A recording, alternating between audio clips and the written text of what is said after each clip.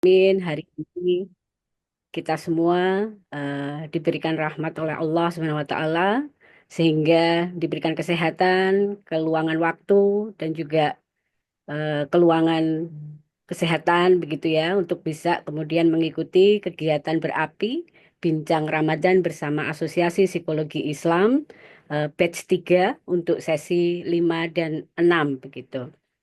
Baik, terima kasih kepada narasumber hari ini, Ibu Dr. Pihasniwati, SPSI Psikolog, dan juga Bapak Dr. Gazi, MSI, yang sudah berkenan untuk kemudian nanti sharing terkait tema Islamic Hipnoterapi dan juga kesalahan sosial dalam psikologi Islam.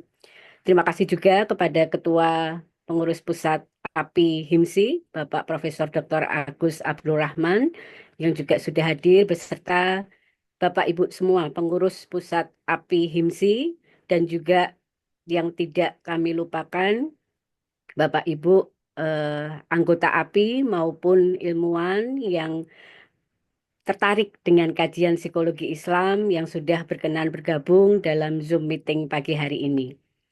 Baik, selaku MC, perkenalkan nama saya Miftahun Nikmah Suseno. Kami akan memberikan sedikit gambaran selama kurang lebih 3 jam ke depan, begitu ya, materi atau susunan acara pada pagi hari ini, yaitu adalah pembukaan, kemudian nanti pembacaan ayat suci Al-Quran, menyanyikan lagu kebangsaan Indonesia Raya, kemudian menyanyikan Mars Api, dilanjutkan dengan mendengarkan sambutan dari Ketua PPAPI HIMSI, dan berikutnya adalah masuk acara inti, penyampaian materi dari kedua narasumber, dan yang terakhir penutup. Untuk menyingkat waktu, marilah kita mulai acara hari ini dengan membaca basmalah bersama-sama. Bismillahirrahmanirrahim. Selanjutnya, pembacaan ayat suci Al-Quran yang akan dibacakan oleh Ananda Khairatun Nisa, mahasiswa Fakultas Psikologi UIN Syarif Hidayatullah. Kepada Ananda Khairatun Nisa, kami persilahkan. Recording in progress. Assalamualaikum warahmatullahi wabarakatuh.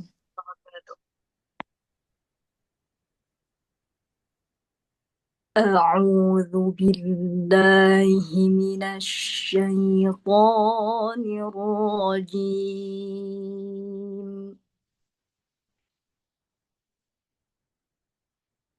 بسم الله الرحمن الرحيم.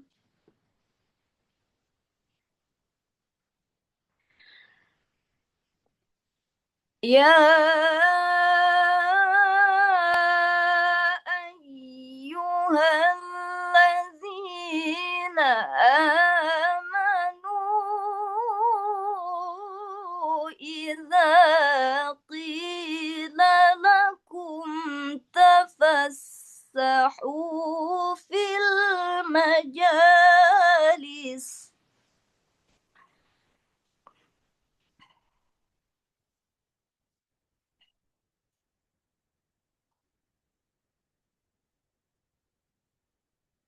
إذا قيل لكم تفسحوا في المجالس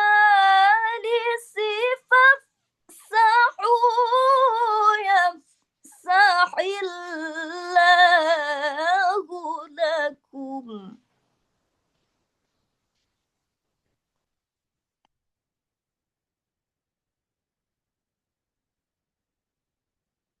وإذا قيل انشزوا فانشزوا يرفع الله الذين آمنوا منكم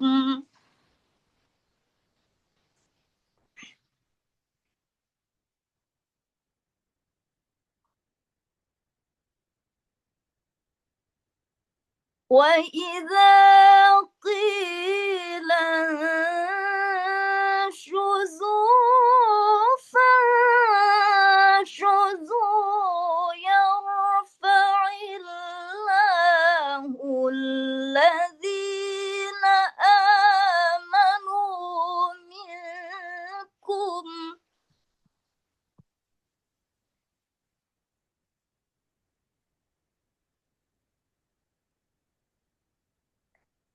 يرفع الله الذين آمنوا منكم والذين أوتوا العلم درجات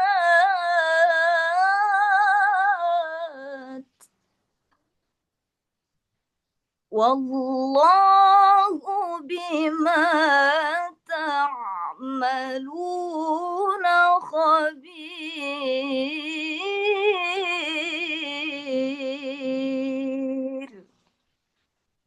صدق الله العظيم. السلام عليكم ورحمة الله وبركاته. Waalaikumsalam warahmatullahi wabarakatuh. Shadaqallahul adzim, maha benar Allah dengan segala firman-Nya. Terima kasih Ananda Khairitul Nisa yang sudah membacakan ayat suci Al-Quran. Dilanjutkan dengan kita mendengarkan lagu kebangsaan Indonesia pada panitia dipersilahkan. Kemudian nanti dilanjutkan dengan Mars Api.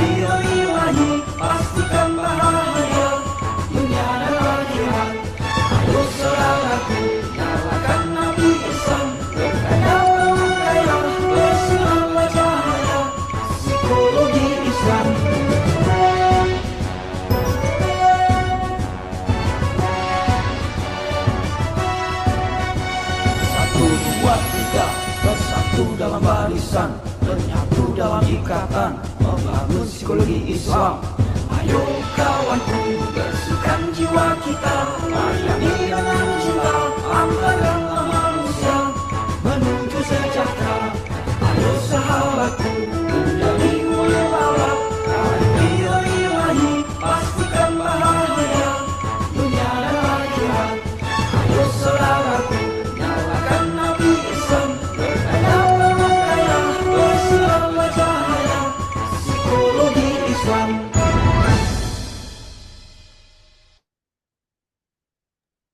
Baik, terima kasih. Kemudian kita lanjutkan untuk mendengarkan sambutan dari Ketua PPAPI HIMSI kepada Profesor Dr. Agus Abdurrahman, MPC Psikolog. Kami persilahkan.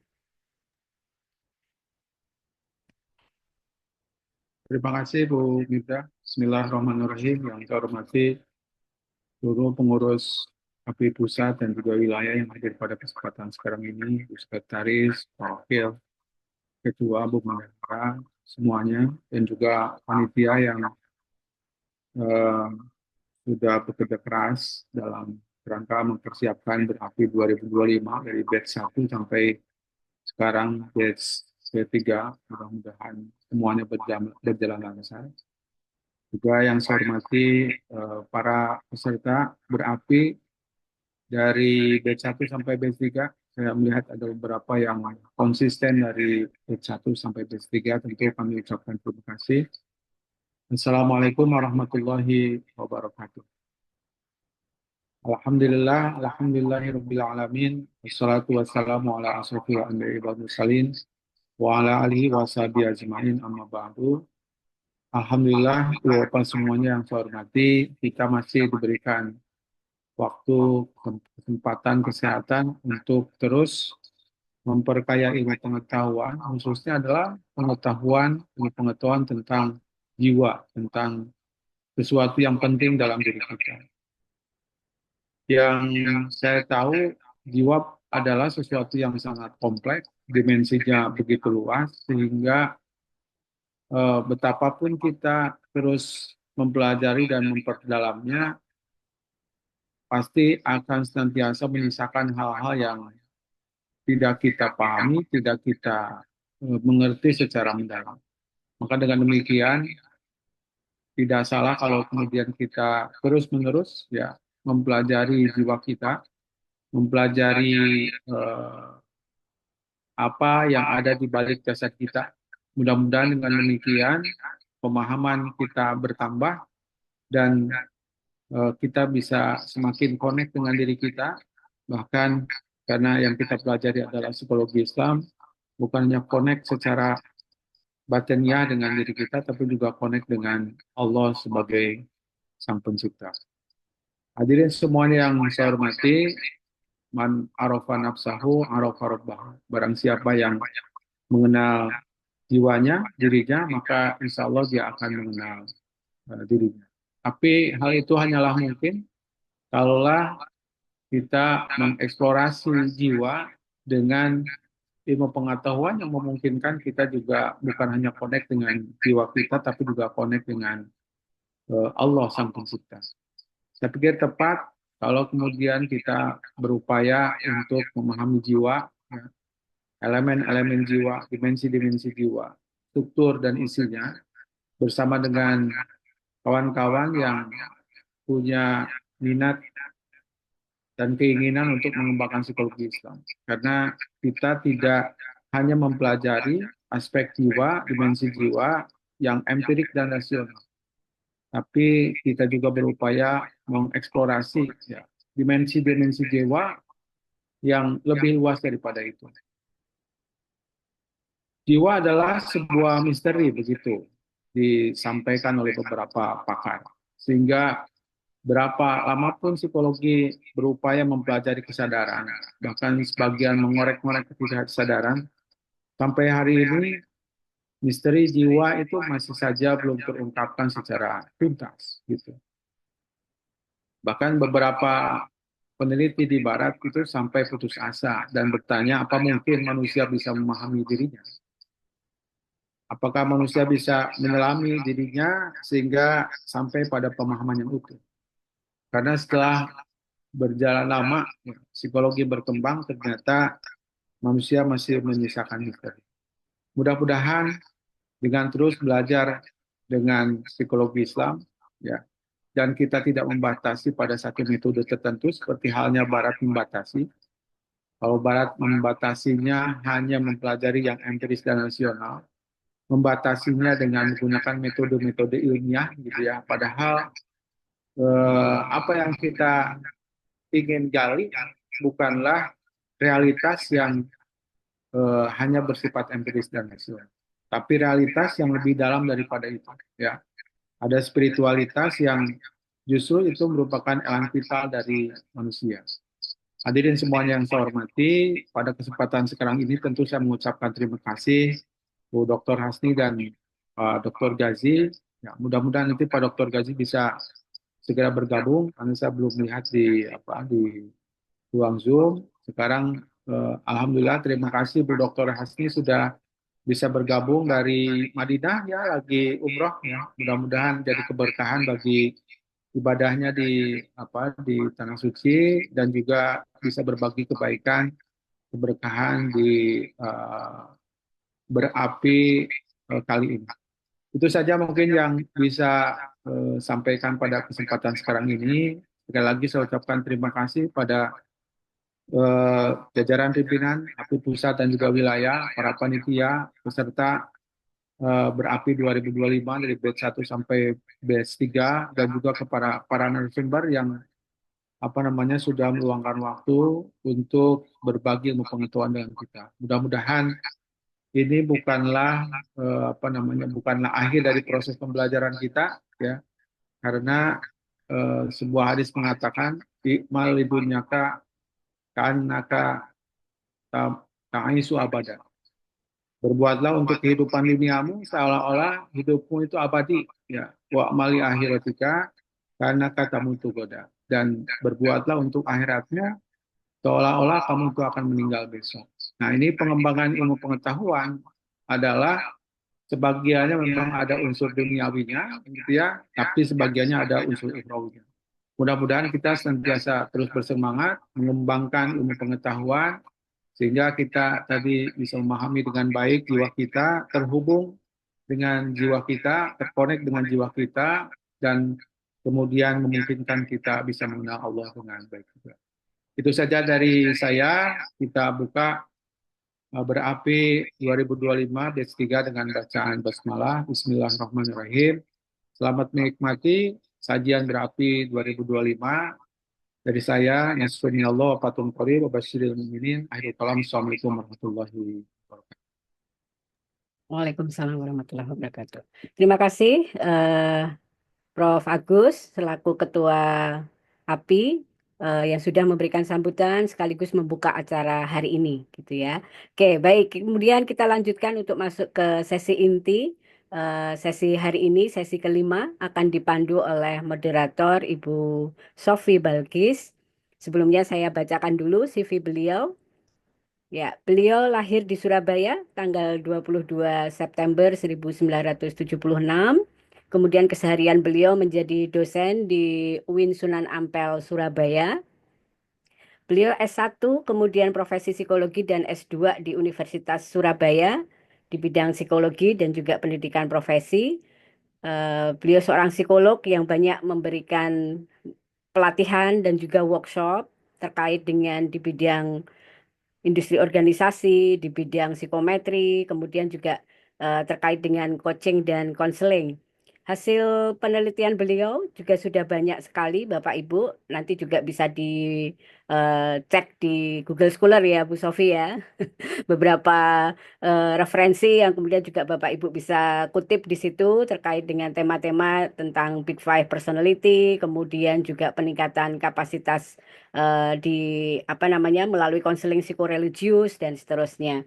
Publikasi beliau juga sudah cukup banyak sekali dan tema-tema beliau tidak jauh juga dari psikologi Islam, pengembangan kepribadian dan juga konteks terapan ya intervensi di berbagai bidang begitu. Nah, nanti waktunya akan saya serahkan ke Bu Sofi untuk pembagian waktu pada narasumber pertama, Bu Dr. Pihanisniwati, dan juga narasumber kedua, Bapak Dr. Gazi.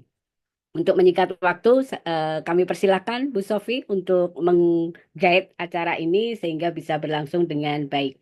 Terima kasih. Monggo Bu Sofi. Ya, matur suwun, Bu Mista. Bismillahirrahmanirrahim. Assalamualaikum warahmatullahi wabarakatuh. Alhamdulillah wa syukurillah wa la hawla wa la quwata illa billah. Asyhadu an la ilaha illallah wa asyhadu anna Muhammadar Rasulullah. Amma ba'd.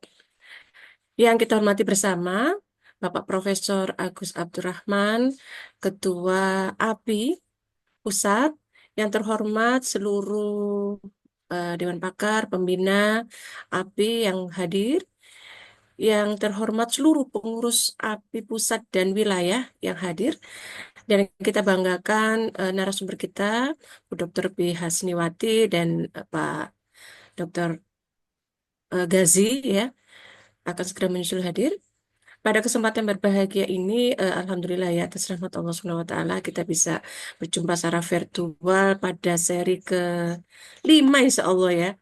Jadi ini satu kegiatan berseri begitu sejak awal puasa sampai sekarang menjelang 10 hari terakhir. Masuk ke 10 hari terakhir ya. Nah, Alhamdulillah ini semuanya lancar ibadahnya. Baik, pada kesempatan ini saya akan memperkenalkan narasumber. Saya izin share untuk menyampaikan CV beliau. Baik, bersama kita eh, yang dirahmati Allah ya, Ibu Dr. P. Hasniwati, MA Psikolog. Sudah praktek lebih dari 20 tahun, kemudian saat ini menjadi dosen di Prodi Psikologi di Fakultas Ilmu Sosial dan Humaniora UIN Sunan Kalijogo, founder Biro Psikologi Metamorfosa, Master of Clinical Hypnotherapy, trainer dan narasumber nasional, kemudian di Jogja Family Center, trainer untuk Communication Studies and Training, begitu ya. Jadi beliau akademisi dan praktisi. Kemudian ini track pendidikan beliau ya, S1 di Psikologi UGM, Profesi di Psikologi UGM, Magister Sains Psikologi Klinis di UGM, dan menyelesaikan Doktoral Psikologi Islam di UIN Syarif Hidayatullah. Kemudian ini aktivitas beliau saat ini di organisasi, beliau menjadi pengurus pusat Asosiasi Psikologi Islam sebagai wakil sekretaris saya di bidang pengabdian masyarakat, kemudian pegiat keluarga Indonesia sebagai wakil ketua dan Dewan Dakwah Islamiyah Indonesia di Yogyakarta. Aktivitas bekerja di UIN Sunan Kalijaga sebagai dosen dan praktek di lembaga yang beliau dirikan ya secara mandiri. Nah, ini alamatnya bisa dikontak jika diperlukan. Baik, Bu Hasniwati. Jadi beliau ini dokter di bidang psikologi Islam. Ini mumpuni banget begitu ya kalau bicara soal psikoterapi Islam. Nah, Bu Hasniwati, silakan untuk menyampaikan 1 jam begitu ya, 1 jam untuk memaparkan psikoterapi Islam dalam konteks hipnoterapi Islam, begitu ya. Saya baca di narasi posternya itu bahwa beliau ini kan tadi punya sertifikat sebagai clinical hipnoterapi ya. Nah, bagaimana hipnoterapi ini di didaratkan atau digunakan dalam psikoterapi Islam. Nah, beliau akan memaparkan dalam waktu 1 jam, begitukah? Jadi sekarang jam 10, maaf, nggak sampai 1 jam ya. 45 menit begitu, Bu Hasniwati, nggih. 45 menit, nggih. Baik. Kemudian nanti masuk ke narasumber kedua, baru kemudian kita buka sesi tanya jawab. Monggo waktu dan layar saya persilakan. Baik, terima kasih Bunda Sofi. Assalamualaikum warahmatullahi wabarakatuh. Waalaikumsalam warahmatullahi wabarakatuh. Alhamdulillah wa bihi nasta'in wa ala umuri dunya waddin wa la haula wa la quwwata illa billahil aliyyil azim. Assalatu wassalamu ala rasulillahil karim wa ala alihi wa ashabihi wa zurriyatihi wa ummatihi ila yaumiddin amma ba'd. yang kita semua sayangi, yang kita semua hormati, Bapak Profesor Dr. Agus Abdurrahman, ya, Ketua Asosiasi Psikologi Islam dan jajaran pengurusnya, yang alhamdulillah di awal kepengurusan ini sudah sangat memeriahkan ya geliat psikologi Islam di konteks Ramadan Karim ya, melalui kegiatan berapi, dan seluruh jajaran pengurusnya juga, wabil khusus ini ya Bu Sofi, ini bos saya ini ya, komandan saya di pengabdian masyarakat API ya. Mudah-mudahan kami bisa amanah dan bisa ikut berkontribusi ya, memberi dan menerima gitu untuk pengembangan psikologi Islam ke depan. Dan tentu saja Bu Miftah, Bu Rosleni, dan semua sahabat yang hadir, kegiatan ini hanya menjadi penuh arti karena teman-teman semua ikut memberikan atensi dan bergabung ya, menghidupkan gairah ya, semangat kita untuk pengembangan baik itu psikologisasi Islam maupun islamisasi psikologi gitu ya. Jadi baiklah, eh saya kira kemarin Bu Miftah itu sempat bilang gimana gimana Bu Hasni gitu, apa namanya, ngisi kegiatan API dari Madinah gitu. Wah, saya bilang justru itu mudah-mudahan menjadi tanda baik gitu ya. Mudah-mudahan itu melengkapi pengalaman. Mudah-mudahan kita hubung dengan satu getar ya, satu vibrasi yang lebih tinggi gitu. Berharap syafaat Rasulullah, berharap pertolongan dan kasih sayang Allah mengiringi jihad ya, para pejuang psikologi Islam. Seperti itu ya. Sekarang kami baru selepas sholat subuh ya, mohon maaf kalau saya agak tertunda bergabung di layar. Baik, seperti yang tadi Sofi bilang ya, ini psikoterapi Islam dalam hipnoterapi Islam, kira-kira seperti itu. Iya, saya sering mengatakan pada mahasiswa, bergeraklah untuk dua pola, lakukan islamisasi psikologi atau psikologisasi Islam, gitu. Kalau psikologisasi Islam, kamu bergerak dari teks ke konteks. Psikologisasi Islam adalah satu ikhtiar, bahwa kamu paham betul al-haqqu min rabbikum fala takunanna minal mumtarin. Kamu tahu sumber kebenaran itu dari Allah dan kamu nggak ragu.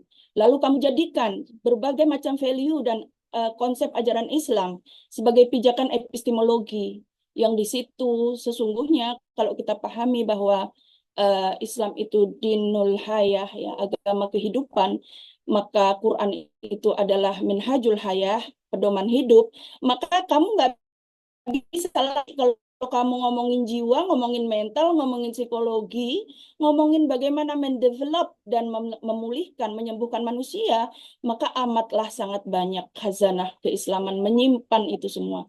Kenapa? Karena agama memang dimaksudkan untuk itu, gitu. Maka bergeraklah dari teks ke konteks ya. Ini karena waktunya sempit ya. Saya percaya beberapa teman-teman yang gabung di sini juga sudah punya orientasi psikologi Islam gitu lah. Nah, yang kedua, jika tidak, kamu belum punya cukup banyak ilmu alat, bahasa Arabmu masih belepotan, baca kitab yang gondrong aja susah, apalagi yang gundul, kira-kira gitu ya. Pemahaman tentang ilmu tafsir terbatas, lakukanlah yang kedua, yaitu islamisasi psikologi. Bahwa kamu punya pengetahuan tentang psikologi, gitu. Dan kamu tahu bahwa itu tidak cukup, tidak lengkap, ya, untuk menjawab kebutuhan umat. Terlebih lagi mereka yang ingin value dan ajaran agamanya dihargai dan dihormati. Maka lakukan islamisasi psikologi. Kalau tadi psikologisasi Islam, maka yang kedua adalah islamisasi psikologi. Nah, dalam konteks islamisasi psikologi inilah Islamic hipnoterapi hadir, gitu ya. Jadi ini bagian dari islamisasi psikologi, bergerak dari konteks ke teks. Mengapa saya katakan dari konteks ke teks, teman-teman? Karena emang begitulah kenyataannya. Ketika hipnoterapi booming, boom gitu, wah gitu ya. Begitu banyak mereka yang merasakan manfaatnya, ya. Begitu banyak mereka yang ingin mendapatkan bantuan dari kebaikan ilmu hipnoterapi, termasuk saya. Jadi tahun 2009 saya belajar hipnoterapi ya bersama Abah Gunawan waktu itu. Kemudian beliau mendirikan IACH ya, IA CH gitu ya, IACH is asosiasi sebentar. Indonesian Association of Clinical Hypnotherapy gitu. Nah, di IACH itulah kemudian kami berdiskusi ya, berdialektika. Kebetulan teman-teman yang bergabung di IACH ini kawan-kawan yang punya ghiroh Islam yang cukup cukup apa cukup ghiroh lah ya. Bismillah ya, kita bergairah untuk mengembangkan itu semua. Maka ada banyak sekali experience ya, diskusi dan apa ya pengalaman yang disampaikan oleh guru saya ya dan kawan-kawan diskusi di sana. Kemudian yang kedua, ketika berpraktek sebagai clinical hypnotherapist, ternyata klien yang datang mereka yang punya value Islam yang cukup kaya ya, dan tentu saja itu menjadi resources ya, menjadi sumber yang nggak boleh kita abaikan gitu. Yang sangat menarik dan sangat baik jika kita ambil menjadi sumber daya pemulihan dan pengembangan diri gitu ya. Nah, ini konteksnya, saya cerita konteksnya. Kemudian yang ketiga, alasan ketiga, sebenarnya kalau mau kita buat simple, hipnoterapi itu adalah pertemuan ya antara kemampuan seorang clinical hypnotherapist mensuggest ya, memberikan sugesti secara efektif, secara persuasif, secara komunikatif, secara terapeutik gitu ya. Pertemuan antara sugesti ini dengan imajinasi klien. Jadi bertemulah sugesti dengan kemampuan daya abstrak, daya bayang, daya imagine ya, bagaimana orang memperkuat apa namanya gambaran visual, gambaran auditorial ya, gambaran kinestetik, gambaran gustatory, gambaran olfaktori, bagaimana dia memanfaatkan indranya ya untuk menghadirkan satu gambaran yang menyembuhkan gitu ya atau yang menolong. Nah, jadi pertemuan antara sugesti dengan imajinasi, sugesti ini merupakan resources dari terapis ya. Imajinasi ini adalah resources dari klien, bertemu, jebret. Maka ketika keduanya optimal, efek penyembuhannya akan jauh lebih cepat dan permanen. Oke. Nah, yang menarik adalah saya gitu melihat kalau kita ngomong soal sugesti, suggest, Masya Allah, la haula wala quwata illa billah, Islam lah ya, ajaran agama inilah yang merupakan ruang muatan begitu banyak saran, sugesti. Agama inilah yang menghancurkan, memerintahkan, menyunahkan ya, apalagi mewajibkan, menyarankan banyak nilai kebaikan. Jadi sugesti itu kalau kita ngomong sugesti ya mau ngambil dari mana?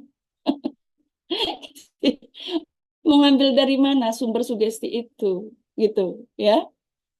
Iya kan? Loh, mau ngomong soal sabar, ya agama lah yang punya otoritas. Mau ngomong soal maaf, mau ngomong soal syukur, mau ngomong soal tawakal, mau ngomong soal maafkan, mau ngomong soal lepaskan dendam, mau ngomong soal macam-macam itu. Siapa yang punya otoritas? Siapa yang paling kuat pengaruhnya dalam memberikan sugesti terhadap konteks ini coba? Lebih dari agama, saya kira nggak ada ya. Jadi semua orang bilang, kamu tuh nggak boleh ini loh, kamu harus memaafkan. Kamu nggak ngerasain beratnya aku kan gitu. Tapi ketika kita masuk ke ruang agama, maka kita akan mendapatkan pesan-pesan ya seperti doa yang diajarkan di Ramadan. Allahumma innaka afuwun tuhibbul afwa fa'fu anni. Kita semua butuh pemaafan dari Allah. Kita semua butuh pengampunan dari Allah. Dan jika dengan cara memaafkan orang yang pernah menyakiti kita, lalu Allah turunkan ampunan atas kita. Tidakkah itu baik untukmu? Nah, contoh sederhana. Bagaimana sesungguhnya suggest ya, bahkan apa ya, kalau saya katakan the powerful suggest itu fiddin, ada di dalam agama. Kenapa? Karena dia menjanjikan dimensi kebaikan dunia dan akhirat. Gitu. Jadi kita nggak bisa janji apa-apa untuk orang pulih dan sembuh gitu ya. Kalau dalam konteks psikologi ansih ya kita janjikan kesejahteraan, well-being. Tapi berapa banyak dari umat Muslim yang cukup tabah untuk menerima kesejahteraan yang terbatas di dunia karena yakin akan ada kesejahteraan akhirat. Benar nggak? Benar nggak teman-teman? Setuju nggak sih? Iya kan? Ada akhirah well-being gitu loh. Ada hari akhir, kesejahteraan hari akhir. Dan itu diyakini sebagai sumber kebenaran. Jadi kalau kita bicara epistemologi, maka al-haqqu min rabbikum. Kebenaran itu dari Rabbmu. Berapa banyak konsep pengetahuan, teori yang disimpan dalam khazanah keislaman, yang itu diyakini sebagai kebenaran yang berhubungan dengan penyembuhan. Maka hipnoterapi yang mempertemukan antara sugesti dengan imajinasi. Nah, itu ya. Jadi ini dalam konteks itulah kemudian Bu Hasni semangat gitu. Ada banyak sekali ruang untuk mempertemukan sugesti dengan imajinasi. Yang kedua, ini yang ketiga tadi ya, tapi dari konteks sub aspek kedua, yaitu aspek si klien. Itu aspek terapis. Afwan ya, karena waktunya sedikit ya. Jadi saya agak loncat, nanti kalau ada diskusi kita bisa. Nah, dari konteks si klien, imajinasi. Bayangkan teman-teman, bagaimana Quran dan agama ini. Karena kita percaya bahwa daya imajinasi itu kan ciptaan Allah. Dan pasti dimaksudkan Allah untuk kebaikan. Dan ketika hipnoterapi menggunakan daya imajinasi sebagai resources penyembuhan dan pengembangan diri, maka bertemulah antara iradah, kehendak Allah memberikan daya imajinasi manusia dengan kebutuhan untuk tumbuh dan berkembang. Dan yang berikutnya adalah kita lihat bagaimana Muslim yang baik ya, insya Allah ya, itu sudah terbiasa sebenarnya dengan pengembangan sumber imajinasi. Ya enggak sih? Kita itu kan percaya akhirat coba. Kalaulah imajinasi yang kayak gimana lagi gitu ya. Kita itu percaya nabi yang kita nggak pernah jumpa. Kita itu percaya malaikah yang gaib itu. Kita itu percaya hari kiamat yang gaib itu. Jadi kalau bicara imajinasi, Masya Allah, sesungguhnya mukminlah yang sangat punya ruang berlatih, berimajinasi, mengembangkan satu daya berpikir tentang sesuatu yang bahkan mungkin nggak dijangkau oleh orang-orang yang tidak beriman. Wala haula wala quwata illa billah. Maka saya bahagia gitu. Kalau menterapi orang yang punya keyakinan tentang akhirat itu lebih mudah. Ya. Dan imajinasinya nyampe. Gitu ya. Nah, apalagi kalau kita tarik ke yang lebih konkret, imajinasi yang lebih konkret ya. Nanti mungkin nggak sekarang ya, karena ini kan waktunya terbatas. Pasti juga mengundang teman-teman untuk diskusi lebih banyak soal ini. Saya optimis. Ada banyak sekali khazanah ilmu psikologi yang ketika mendapatkan satu komplementer ya, satu kelengkapan dari sumber khazanah Islam, maka dia akan memiliki daya pulih yang lebih baik, lebih cepat, lebih permanen, dan Masya Allah memberikan kebaikan dalam dimensi akhirat. Itu kan pahala semua.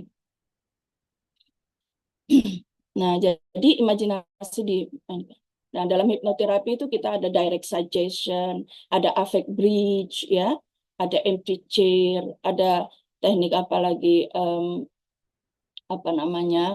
ideomotor response, age regression, itu semua butuh imajinasi, semua butuh imajinasi, ya.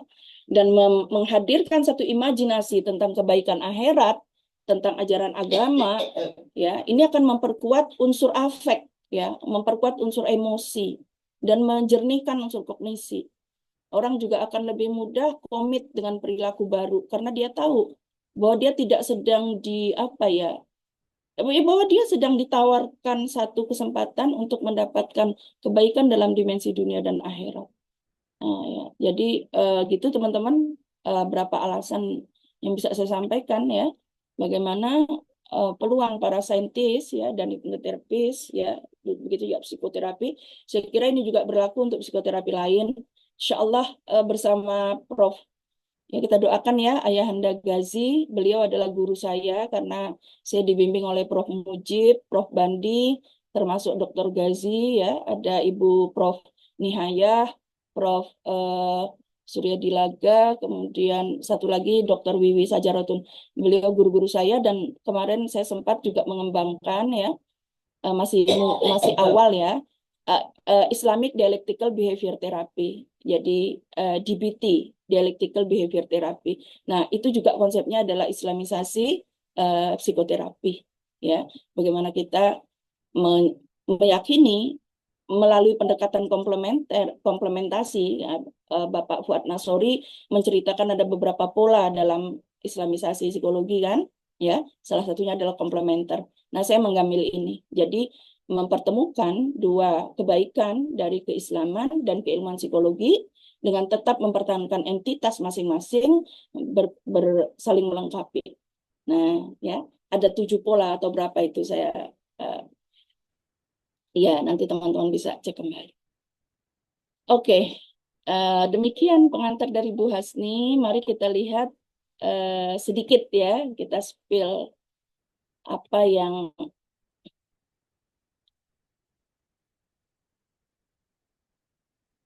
digiatkan dari psikologi. Udah kelihatan ya Bu Sofia? Sudah, tapi Nah, mungkin di slideshow. ya sebentar, karena saya harus loncat ini apa Oh, nggak semua slide. Oke, oke. ya Tidak bentar ya. semua slide ditayangkan ya. Ya, oke kita ke sini ya. Saya sedikit mengambil dari konsepnya Robert Frager ya. Beliau adalah pakar transpersonal psychology di Sofia University gitu ya. Dan saya mengambil beberapa konsep dari transpersonal psychology yang saya pelajari dari Abah Asep dan Hendro Prabowo ya, Pak Hendro Prabowo juga Dr. Gunawan. Nah, kalau kita ngomong soal hipnoterapi, teman-teman, oh ya, sebelumnya boleh dong saya apa namanya? Saya interaksi sebentar ya Mbak Sofia. Ini berapa orang peserta? Sangat boleh, silakan. Ya, ya, oke teman-teman. Eh, siapa dari teman-teman yang sudah pernah nih ikut kelas hipnoterapi? Boleh, boleh. Saya mau lihat kalau Silakan resen teman-teman oke. yang sudah pernah ikut kelas hipnoterapi sebagai praktisi Mm-mm. atau mungkin sudah master atau mungkin sudah trainer gitu ya. Atau Kok cuma ikut saya, aja yang lainnya gitu ya. belum. Baru Hah? saya, yang lainnya Oh ini tak, betulan, kok belum. betulan. Teman-teman belum belum terpapar, belum ada yang terpapar. Tapi kalau terpapar udah lah ya. Halo? Wah ini, oh gitu ya. Waduh, ya Bu sih berharap ya kalau belum ada yang terpapar, mudah-mudahan penjelasan saya dengan waktu terbatas ini tetap bisa dipahami gitu ya. Nah kalau sudah terpapar, saya akan pakai gaya yang beda gitu loh maksudnya. Oh, Kita bisa diskusinya agak anggap loncat. pemula Belum deh. ada, belum Anggap ada kita ya. pemula gitu. Anggap begitu ya. Kalau gitu Anggap dengan waktu pemula. yang sedikit ini nanti kita pakai diskusi ya. Mudah-mudahan teman-teman juga bisa lebih punya kesempatan ngulik-ngulik lebih jauh. Nah, teman-teman, eh, eh, perspektif kalau kita ngomong soal hipnoterapi ya, kita menggunakan banyak pendekatan ya. Setidaknya 3 pendekatan ini ya. Ya, jadi fisiologi, loh, kok loncat mana? Fisiologi, psikologi dan Islam. Bahasanya gunakan pendekatan ini ya. Ya, fisiologi ini bicara soal sistem endokrin ya, bicara soal sistem saraf, bicara soal kelenjar ya, bicara soal parasimpatetik ya, yang itu mempengaruhi dan sangat berelasi dengan kerja emosi. Ya, tadi seperti yang Bu Hasyi bilang, sugesti dan imajinasi.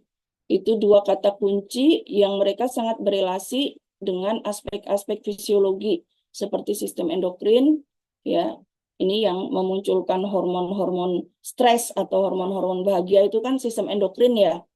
Misalnya bagaimana agar endorfin, dopamin, serotonin dan apa namanya?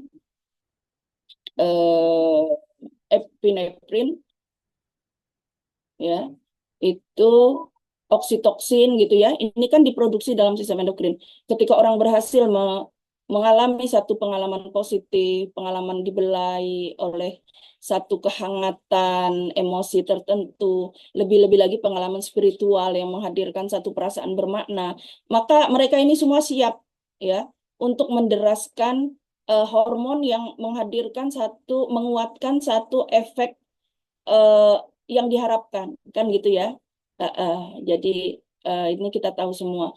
Tapi aja ketika kita stres ya kan, ya misalnya apa namanya hormon stres ya, apa itu kortisol gitu ya. Kortisol akan meningkat seiring stres. Nah, semakin orang punya imajinasi, punya bayangan betapa betapa mengerikannya hidup dia, betapa gelapnya masa depan dia, betapa suramnya masa lalu dia. Nah, ini kan bekerja ini, ya kan? Nah, begitu juga sistem saraf, ini ada simpatetik, ini kita tahu ada saraf tepi. Bu Hasyi minta maaf ya kalau jelasinnya agak ngebut ya.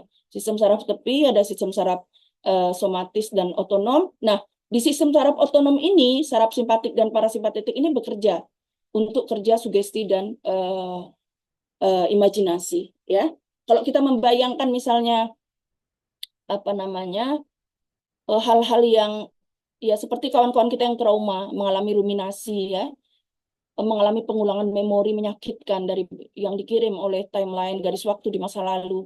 Walaupun itu sudah terjadi 20 tahun yang lalu, tapi emosi yang hadir, teror yang hadir itu masih tetap bisa mereka rasakan. Nah, apa sebenarnya yang terjadi?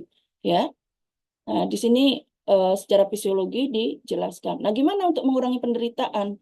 Ya, kalau tadi trauma yang dialami itu salah satu yang bekerja adalah sistem saraf simpatik ya, di mana kemudian jantungnya berdegup kencang ya, kemudian apa namanya kelenjar salivanya jadi terhambat seret, kemudian berkeringat dingin. Itu kan kita kita pahami bahwa saraf simpatik sedang bekerja, ya kan? Dan itu, masya Allah, ya la quwata illa billah. Bagi mereka yang mengalami penderitaan seperti itu, sungguh membutuhkan bantuan teman-teman. Bagaimana kita bisa menolong mereka memiliki tools ya, memiliki alat ya agar keluar untuk mengaktifkan saraf parasimpatetik. Nah, mengaktifkan parasimpatetik ini kerja clinical hypnotherapist gitu. Jadi membantu mereka untuk menurunkan detak jantung, membuat ritmis nafas, mengurangi apa namanya stres yang mereka alami yang menimbulkan efek pada reaksi dari kerja saraf parasimpatik simpatik. Nah, diambil alih ke saraf parasimpatik ya, sehingga mereka bisa lebih jernih berpikir karena tubuhnya kalem gitu kan. Saya skip ya, ini udah sering lah mahasiswa psikologi udah tahu semua. Nah, ini kelenjar yang bertugas ya ketika hubungannya sama emosi, ada pituitari, tiroid, adrenal, gonad, pineal. Nah, ini kita bermain dengan makhluk Allah ini, tanda petik ya. Kita berbicara dengan makhluk-makhluk Allah ini gitu loh. Ya, Masya Allah gitu. Karena sebenarnya ketika kita ngomongin aspek fisiologi, ini juga bagian dari ayatullah gitu.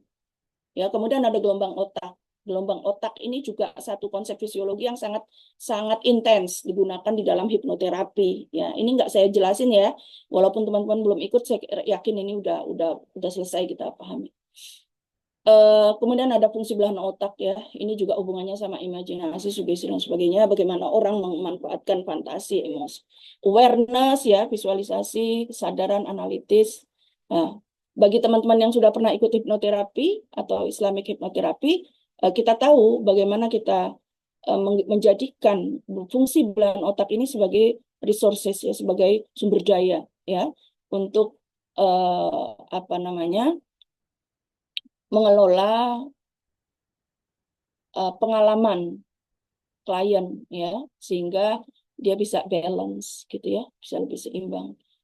yang sangat thinking, dia dibuat lebih balance agar di situ juga dia bisa menenangkan thinkingnya gitu ya. Dia bisa lebih menghargai apa namanya pikirannya untuk pemulihan ya. Dia bisa memanfaatkan sense-nya untuk pemulihan ya, imajinasinya untuk pemulihan. Fungsi belahan otak. Secara psikologi saya juga nggak bisa lama-lama di sini ya. Waktunya terbatas. Orientasi pemikiran dalam psikologi ada banyak, dan karena hipnoterapi itu eklektik ya, ini semua konsep ini beririsan dengan konsep hipnoterapi. Hipnoterapi menggunakan banyak sekali pendekatan ya. Misalnya untuk behaviorisme jelas ya, pola stimulus respon. Psikoanalisis yang mengenalkan pertama kali konsep subconscious, unconscious. Ya, Gestalt ya, bagaimana orang mempersepsikan objek itu enggak part ya, tetapi dalam totalitasnya. Ini banyak sekali dipakai.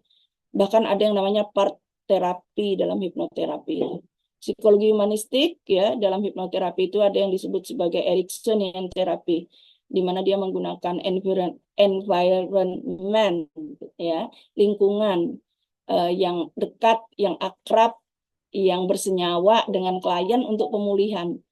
Jadi kalau dia memang sudah terbiasa dengan budaya, kultur, seni, apalagi tertentu, maka itu semua bisa digunakan. Ini pendekatan yang lebih humanistik. Psikologi kognitif lebih lagi transpersonal, itu tadi ya, bagaimana kita masuk ke konsep-konsep yang lebih akrab dibicarakan dalam psikologi timur, psikologi agama ya, maksud itu. Oke. Baiklah, saya skip aja, waktu terbatas. Sekarang kita masuk ke Islamic perspective. Allahu Akbar. Nah, teman-teman. Wa ala inna fil jasadi mudghah fa iza salihat salihal jasadu kullu fa izal fasadat fasadal jasadu kullu ala wahya qalbu. Begitu ya. Hadis ya itu ya, populer ya. Teman-teman pernah mendengar dan hafal itu ya. Wa ala inna fil jasadi mudghah. Ingatlah, di dalam jasad itu ada loh segumpal daging, sebuah jaringan. Faizal saluhat, jika dia itu baik, si daging itu baik, saluhal jasadu kulluh, baik seluruh bagian jasad itu. Faizal fasadat, dan apabila segumpal itu buruk, busuk, jelek, fasadal jasadu kulluh, maka buruk seluruh jasad itu.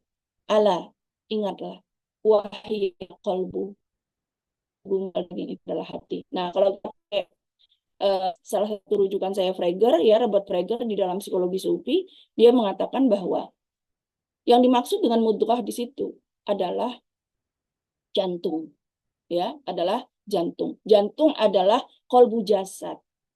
Tapi kolbu batin ya nggak tampak. Kolbu batin nggak tampak, sisi spiritualitas. Di situ ada ruh, di situ ada fitrah, ya, di situ ada qalb, di situ ada akal, ya, yang sudah jadi mozaik. Tetapi dalam konsep kolbu yang jasad, maka dia adalah kolb. Kolb huwa heart. Heart huwa jantung, not liver, but jantung. Tapi untuk memudahkannya, karena dalam konteks Indonesia kita seringkali menyebutnya manajemen hati, bukan manajemen jantung, ya, manajemen kolbu, maka kita sebut aja manajemen si jantung hati, biar nggak roaming. Manajemen si jantung hati. Nah, inilah teman-teman otak di dalam hati manusia, yaitu jantung. Dan itu mendapatkan klaim jauh berabad silam di masa Rasulullah. Wahia apa? Kolbu. Nah, nanti kita kemudian terhubung ya dengan banyak sekali konsep tentang kolbu, mulai dari teorinya Al-Ghazali tentang pembagian 3 kolbu itu ya. Kolbul amarah, nafsul amarah ya. Kolbu kemudian direfleksi dengan kerja nafs ya. Maka muncullah nafsul amarah, nafsul lawamah, nafsul mutmainnah. Nah, dalam beberapa konsep lain termasuk yang dikutip oleh Frege itu ada 8 transformasi jiwa ya, mulai dari amarah, lawamah, mulhamah, radiyah, maradiyah, mutmainah, radiyah, maradiyah, dan kamilah. Nah, kalau digambarkan lagi dengan teorinya Roberto Assagioli ya, yang dia mengembangkan konsep psikologi timur dari teorinya Freud ya, dia melihat kesadaran itu seperti telur ya, telur yang dia punya sisi tengah yang kuning itu, terus bawahnya ada subconscious atau unconscious yang di atasnya. Maka dia mengatakan bahwa seluruh bagian putih itu adalah unconscious.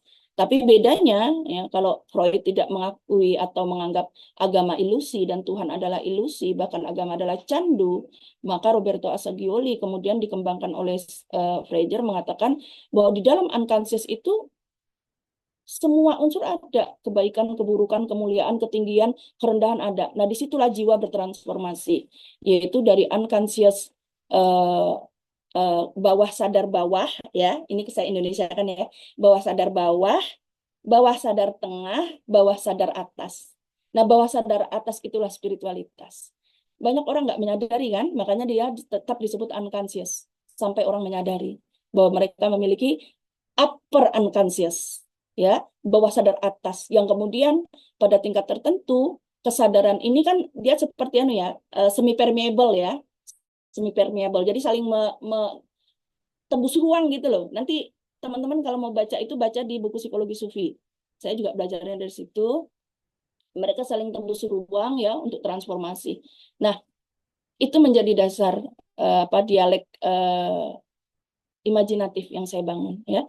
Oke, jadi nah ini hati kita, jantung kita sekali lagi dia memancarkan gelombang elektromagnetik ya, yang bahkan dikatakan gelombang kekuatan elektro gelombang elektriknya itu 5.000 kali lebih kuat daripada gelombang otak. Jadi gelombang jantung. Gelombang elektrik jantung itu 5.000 kali lebih kuat daripada gelombang pikiran. Makanya jangan main-main sama perasaan. Bahkan ada satu, saya nggak tahu ini makalah atau hadis ya. Hati-hatilah kamu pada firasat orang beriman. Pernah dengar ya? Jadi maksudnya kamu hargailah firasat orang beriman.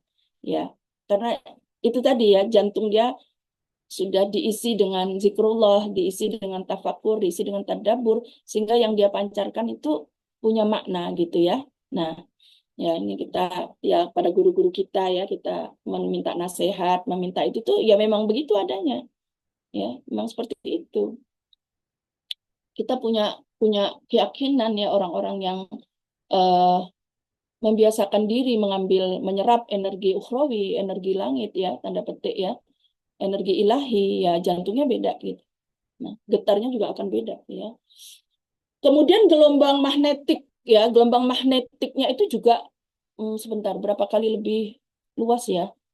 Kan kalau yang pengetahuan modern bisa tangkap itu 2,5 diameter ya, 2,5 diameter gelombang magnet yang dikirimkan oleh jantung, ya itu bisa kelihatan gelombangnya, dan itu jauh dengan yang dikirimkan oleh gelombang pikiran. Jadi mungkin yang kita sebut, mungkin teman-teman punya cerita masing-masing ya. Kadang-kadang hati kita tuh sangat merindu ya, tiba-tiba ketemu gitu, Masya Allah, ya Allah, saya kangen banget loh gitu kan. Nah, kita ketemu. Atau kita berpikir, ya Allah Rob, saya tuh punya hutang, tapi kok saya nggak punya kontaknya. Terus saya gini, gimana caranya saya bisa jumpa gitu ya. Hati kita sangat menginginkan bisa menuntaskan tuh. Tahu-tahu ketemu gitu. Atau apa? Apalagi ya, seorang ibu gitu ya yang melintas pulau, lintas laut gitu, anaknya kuliah di tempat yang jauh, kok tiba-tiba getar perasaannya nggak nyaman ya gitu. Dia diam, dia kirimkan, dia doa, dia gini, dia gini, sampai anaknya telepon, Masya Allah gitu. Ternyata sedang sakit, kamu sehat nak gitu. Doa ya Bu gitu. Makanya saya. Nah ini gelombang elektromagnetik itu ya kalau kita lihat konteksnya banyak cerita sih ya. Nah jadi wa ala inna fil jasadi mudghah fa iza saluhat salihal jasad kulluh fa iza fasadat fasadal jasad kulluh. Karenanya para mukmin ya, termasuk para psikoterapis, para psikolog, bismillah ya, kita memberikan atensi yang makin kuat terhadap jantung kita. Jangan abaikan jantung kita. Ya. Ya, kita lihat bagaimana jantunglah yang paling reaktif terhadap emosi. Cemburu ya jantung, marah ya jantung, gitu kan, sedih ya jantung. Makanya belum ada penyakit yang mengalahkan pembunuh penyakit pembunuh nomor 1 di dunia itu belum ada yang mengalahkan penyakit jantung, ya. Maka beberapa tarekat itu kalau zikir diarahkannya ke jantung. La ilaha illallah, itu tembaknya ke jantung, ya. Kita bertasbih subhanallah, alhamdulillah, wala ilaha illallah, Allahu akbar. Jantung dan nafas sebagai simbol zikrullah, gitu ya. Dan dia selalu bekerja gitu. Kita bisa rasakan bahkan di saat kita tidur, degup jantung itu masih tetap bisa dirasakan. Orang juga kalau mau melihat mengidentifikasi kedaruratan juga lewat jantung, ya. Nah, so jantung kita jaga, kita beri dia zikir, kita beri dia amal soleh, kita menjadi lebih aware dengan gerak jantung kita, ya. Kita tahu kapan, bahkan Nabi itu pernah ditanya sahabat, apa namanya, ya Rasulullah, ausini ya Rasulullah, gitu kan? Ya Rasulullah, beri aku nasihat, ausini ya Rasulullah. Nabi menjawab apa? Istafti kolbak. Bertanyalah pada hatimu, pada kolbumu. Ya, karena dia tahu, karena dia ngerti, karena dia itu paham, karena dia itu jujur. Gitu, kira-kira gitu ya. Nah, kemudian di matan yang lain itu dikatakan, apa yang kamu tidak ingin orang lain mengetahuinya, maka itu adalah dosa. Mintalah fatwa pada hatimu, karena dia mengerti. Dan hal yang kamu tidak ingin orang lain tahu, maksudnya keburukan-keburukan kita, aib-aib kita, maka itulah salah satu ruang kita untuk membersihkan, ya.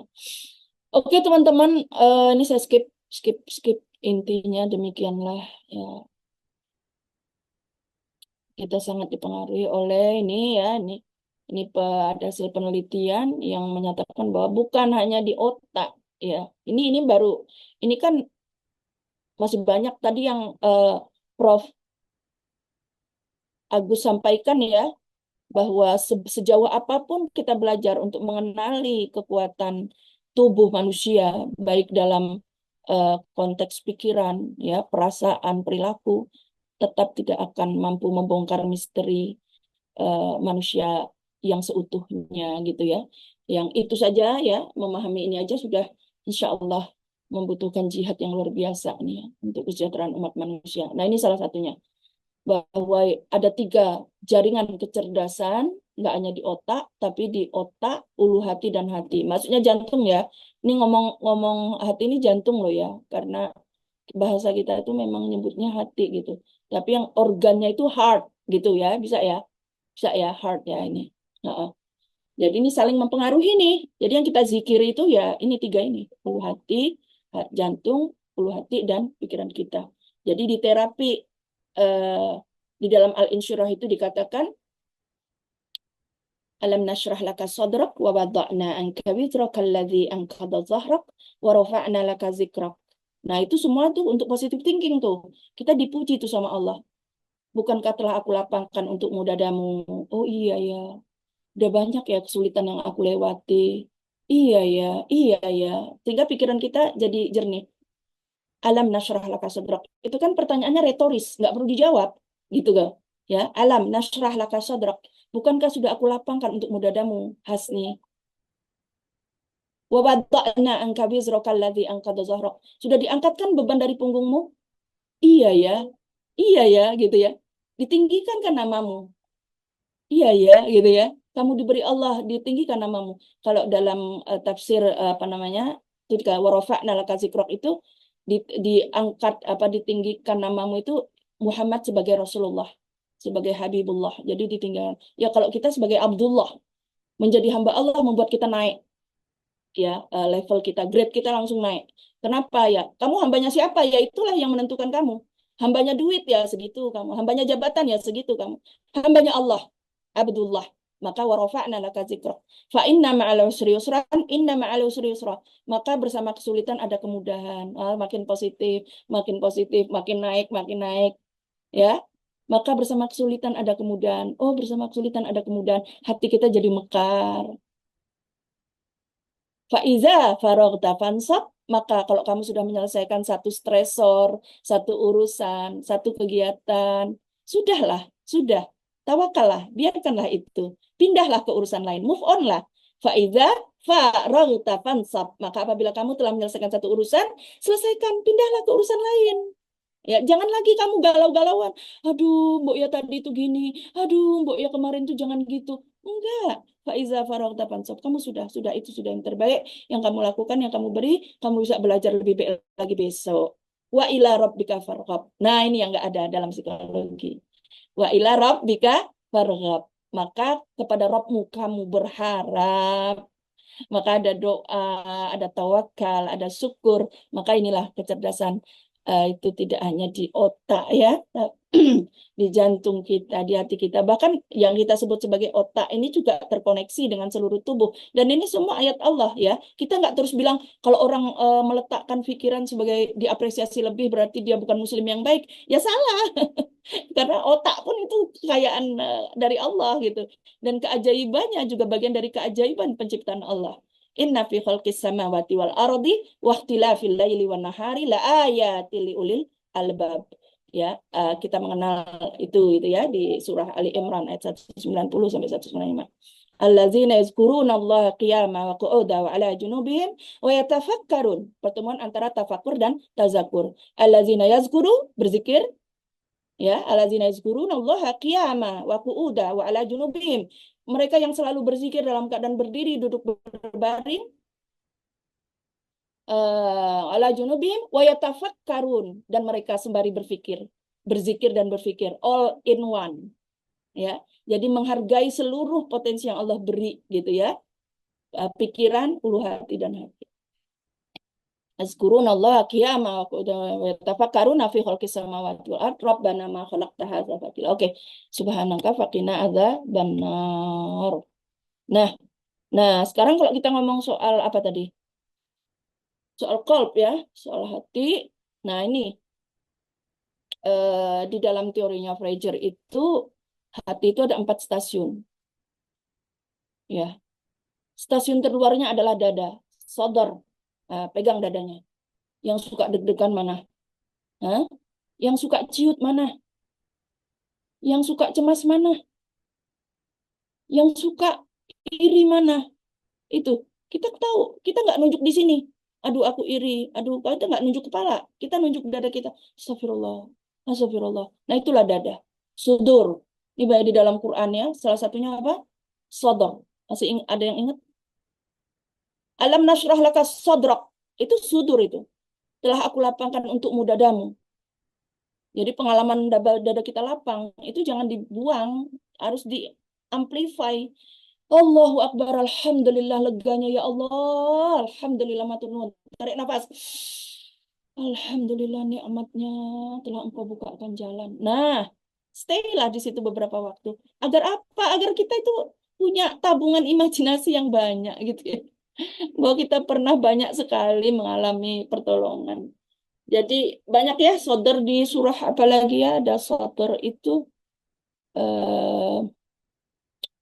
An-Nas, qul a'udzu birabbin nas malikin nas ilahin nas min syarril waswasil khannas alladzi yuwaswisu fi sudur. Nah, ya, alladzi yuwaswisu fi sudurin nas minal jinnati wan nas.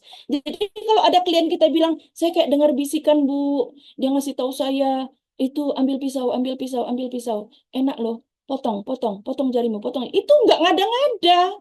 Itu sudah diklaim di dalam Quran. Alladzi yuwaswisu fi sudurin nas. Jangan kita bilang, itu cuman gitu ya. Itulah memang demikian adanya. Dan ketika kita mengajarkan dia untuk ta'awud, ya demikianlah adanya. Berlindunglah kamu kepada Allah dari waswisu fi sudurin nas. Bisa dari mana sumbernya waswis itu? Minal jin. Bisa dari jin wan nas, dan bisa dari manusia. Ada orang yang mengembus-embuskan. Alah, lemah kamu, nggak bakal sukses. Daripada hidup model kayak gitu, mending mati misalnya ya. Kadang-kadang dari influencer, dari artis Korea yang mati bunuh diri, gitu ya, para idol gitu, kemudian para fansnya terhimbuslah di dalam dada mereka. Keren juga ya, pada self harm gitu ya. Itu bagian dari waswisu fi sudurin nasi minal jinnati wan nasi. Minal jinnati wan nas. Jadi di dada ini kedetek dulu dada. Tapi demikian pula dada ini juga yang banyak sekali merasakan kenikmatan, kesyukuran, dada yang mekar, dada yang bahagia, dada yang penuh syukur, dada yang tawakal, dada yang masya Allah gitu.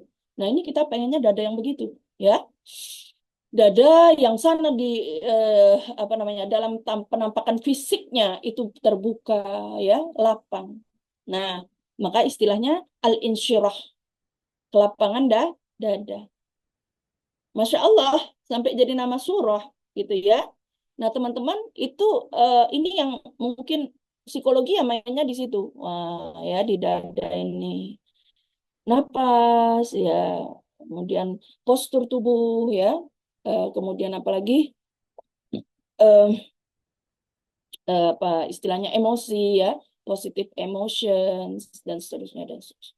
Nah, stasiun hati nggak berhenti di dada. Ya, kalau di dada kita itu ya, oksigen pastikan cukup. Ya, kesehatan dipastikan baik. Di situ, di balik dada itu, kemudian lebih jauh lagi ada jantung. Jadi yang dimaksud dada di sini ya, di situ ada jantung, ada paru-paru. Di balik dada itu ya, teman-teman ya. Dan itu yang diukur ya, oleh psikologi kan diukur kan, detak jantung, denyut nadi, segala macam persepsi dia terhadap apa yang dia rasakan. Nah, stasiun hati itu dalam konsep Islam jauh lebih dalam, dia masuk lagi setelah dada ada qalb, setelah yaitu hati ya, qalb, qalb.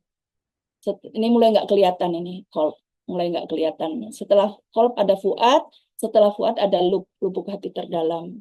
Nah, nanti untuk kelengkapannya bisa dibaca bukunya Roger. Nah, ini ya, dia mengatakan bahwa di sodar itu tempatnya cahaya Islam, di hati tempatnya cahaya iman, hati lebih dalam tempatnya cahaya makrifat, lubuk hati terdalam tempatnya cahaya tauhid. Maka mereka yang semakin dalam mengolah kolabnya, mereka akan menjadi muwahhid, ahli tauhid ya. Muslim, mukmin, kemudian arif atau muhsin ya. Ini rukun Islam, rukun iman, ihsan ya, ingat hadis Nabi ya, hadis nomor 2 di kitab hadis Arba'in An-Nawawiyah, ketika Rasul Shallallahu Alaihi Wasallam melihat seseorang yang tampak seperti di perjalanan jauh ya. Masih ingat ya, hadis itu hadis tentang iman, Islam dan ihsan. Ketika orang asing yang tampak dari perjalanan jauh tapi nggak kelihatan bekas jalan jauh gitu loh, karena kinclong banget gitu, ganteng banget, bajunya bersih, wajahnya cerah.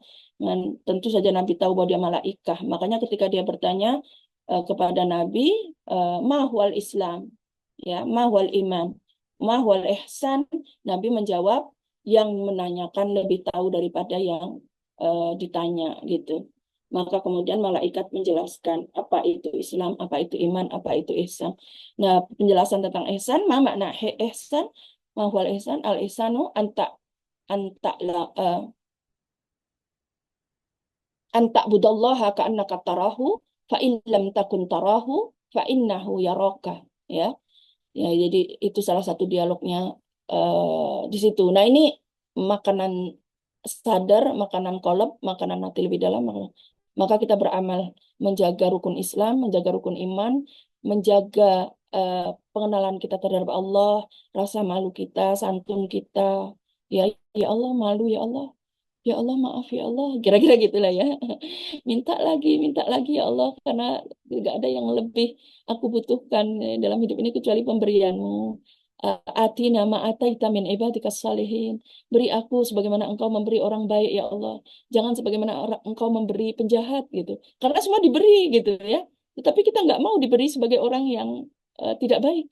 Kita ingin pemberian Allah itu pemberian yang lembut ya. Atina ma'ataita min ibadikas salihin. Nah, kita atina itu ya, kita suka ya Allah atina. Beri saya ya Allah, beri saya ini. Nah, kita mengenal bahwa pemberiannya ketika diberikan kepada orang yang mukmin, insya Allah apa yang diberikan menjadi kebaikan, termasuk ilmu ya. Kemudian ada muwahhid ya, ahli tauhid. Nah, kemudian apa yang dibutuhkan sodar, pengetahuan tentang tindakan yang benar, apa yang dibutuhkan hati, pengetahuan batiniah ya, apa yang dibutuhkan lebih dalam dan seterusnya. Nah, disinilah berkembang. Ini terbalik ya. Nafsul mutmainnah ini ini nafsul di kolab ini nafsul mulhamah, nafsu yang terilhami, ya, yang mutmainnah ini yang terakhir. Oke, ini konsep-konsepnya aja gitu ya yang saya gunakan untuk menjadi aspirasi lah ya dalam mengembangkan proses transformasi jiwa ketika orang melakukan hipnosis. Ya kalau dia masih ditirani, ya jangan kita bawa-bawa terlalu jauh ke sini. Ya udah main dulu aja di tiraninya, di dadanya. Bantu dia untuk masuk ke penyesalan ya. Nah, kalau dia sudah menyesal ini bantu dia masuk terilhami, coba mulai dekatkan. Ya, coba mulai izinkan dia melakukan perjalanan batin ya. Biasanya kalau dalam hipnosis itu kita pakai kalimat-kalimat hipnotik ya. Ya, bergeraklah jauh lebih dalam, temui unsur batinmu yang paling halus, yang menyimpan nasihat terbaik, yang dia mengerti bagaimana jalan untuk memperbaiki diri. Bertanyalah padanya, beri dia waktu. Nah, terus kita beri dia waktu ya. Nah, ya nanti kalau seninya, toolsnya ya kita belajar lagi ya. Ya ini konsepnya gitu teman-teman. Nah ini yang Bu Hasni tadi bilang ya, konsepnya ini apa namanya Roberto Assagioli ini konsep dia tentang kesadaran. Ini alam bawah sadar tengah, alam bawah sadar bawah, alam bawah sadar atas nih. Nah, alam bawah sadar atas nih yang diakses nih ketika orang melakukan hipnosis ya. Kalau dia belum sampai sini, jangan buru-buru, main dulu di tengah ya. Bantu dia, hubungkan dia nih dengan apa namanya aspek fisiologis, jantungnya, paru-parunya, gitu kan? Ya, hubungkan dia dengan aspek tubuh, kulitnya, ya nafasnya, hubungan terus. Terus pelan-pelan bantu disadarkan. Seiring dengan tarikan dan hembusan nafas, rasakan kehadiran Allah di situ. Bukankah Dia Allah yang mengizinkan setiap tarikan dan hembusan nafas hadir sebagai tanda kasih sayangnya? Nah, mulai ini naik nih. Oh iya ya, ya Allah gitu ya. Maka mohonkan padanya agar dirahmati nafas ini. Jebret, naik ke sini. Nah, tapi ini pakai assessment ya. Pakai assessment. Oke. Nafs, ini udah saya lewat-lewat. Mbak Mbak Sofi masih berapa menit? Isi Bu Bihasni karena Pak Gosi tidak bisa hadir sepertinya karena dikontak belum respon. Jadi monggo lanjut sampai jam 12. Bersediakah? Oh ya, oh ya, ya mungkin Afwan Kasir nanti ya mungkin nggak sampai jam 12 gitu ya, karena kan perbedaan waktu ya apa namanya saya juga Iya, iya. join lagi dengan kegiatan etikaf ya. Nanti di ini aja Mbak Sofi ya, Bismillah ya, Monggo, ya, monggo ngikuti panjenengan. Misalkan sekarang kan ya, oke, 10:49, monggo kurang berapa slide lagi, slide ya, itu kita buka ya, tanya jawabnya. nanti mulai, Mm-mm, mm-mm. Oke gitu ya. Jadi ini nanti kita ngobrol lagi soal ini. Teman-teman ya. Oke, nah ini tadi Bu Asy bilang terapis memberikan sugesti dan klien maksimalkan daya imajinasi. Maka kemudian nah, kita masuk ke ilmu hipnoterapinya ya. Nanti gelombang otak, level unconscious. Oke ya, ini yang salah satu yang konsep yang penting dipahami oleh clinical hipnoterapis ya, atau hipnoterapis atau psikoterapis. Bahwa ada banyak sekali nih isi di unconscious mind itu ya. Di unconscious mind. Tapi ini gambarnya nggak begini ya mestinya ya, yang telur tadi ya. Unconscious mind ini yang ada di bawah, unconscious bawah, tengah, dan atas. Ya. Nah, kalau dalam hal ini yang atas ini disebut conscious. Nah, kira-kira pengalaman teman-teman sendiri berapa banyak sih hal yang bisa kita sadari dalam 1 menit misalnya? Berapa banyak? 1 menit ini menyadari apa aja?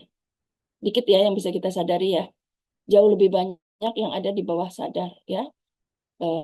Nah inilah fungsi bawah sadar. Jadi kalau kita ngomong bawah sadar sekarang jangan hanya berpikir bahwa itu isinya agresi dan syahwat ya. Bawah sadar itu ada bawah sadar bawah, bawah sadar tengah, bawah sadar atas ya. Netral.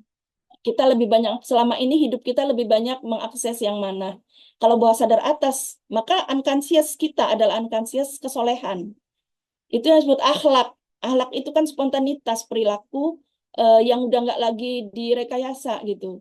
Oh, nanti kalau aku bantuin ini, kayaknya aku bakal dapet cuan, gitu ya. Itu kan pikiran sadar ya, ya sadar. Tapi kalau jebret aja udah lakuin gitu ya. Ini kebaikan itu udah menjadi bagian dari pikiran bawah sadar atas. Oke, tadi udah jelas ya gambarnya ya. Nah, ada belief, kebiasaan, emosi, memori jangka panjang. Nah, ini yang kita teman-teman ya, yang kita olah dalam hipnoterapi gitu, tergantung konteks masalahnya apa. Nah, kontrol organ nih. Kontrol organ ini juga kerja bawah sadar ya. Tics, kedip-kedip gitu ya. Ada seorang istri yang datang beberapa waktu ini dia sangat frustrasi, dapat tekanan dari pasangan. Dia bilang, saya kuat, insya Allah saya sehat, katanya. Kemudian saya tanya, Ibu, bisa nggak menyadari kedutan di mata kiri? Dia diam, dia nangis. Iya, Bu Hasni, kedutan di mata kiri saya makin sering, gitu. Oh, ya, Bismillah ya Bu, ya. Apa kira-kira pesan kedutan itu? Dia nangis. Saya capek, Bu, saya tertekan. Nah, apa ya? Kedutan di mata kiri ya, yang intens sekali itu organ yang dia mengontrol itu karena kerja fungsi saraf tadi ya, fungsi fisiologis tadi gitu. Nah dari situ dia berdialog. Apa sih yang diinginkan oleh mata kiri? Pesan itu dihubungkan dengan yang lebih dalam, pesan dari hati dan sebagainya. Nah gitu teman-teman. Jadi pemahaman konsep dasar tadi itulah yang kemudian masuk di dalam struktur terapi hipnoterapi. Saya tunjukkan ya strukturnya. Nah, sebentar. Strukturnya.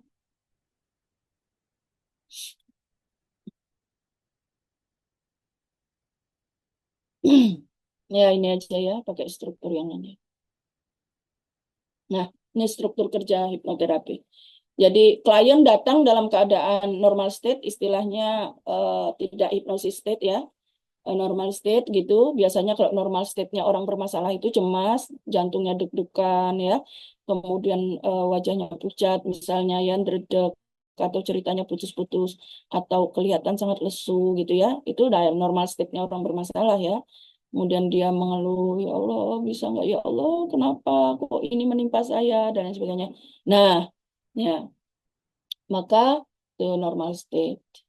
Kemudian kita induksi. Ya, kita induksi. Induksi ini adalah satu proses untuk membawa orang pada rileks. Atur nafas Ibu apa nanti ada konsep tentang pre-induction ya.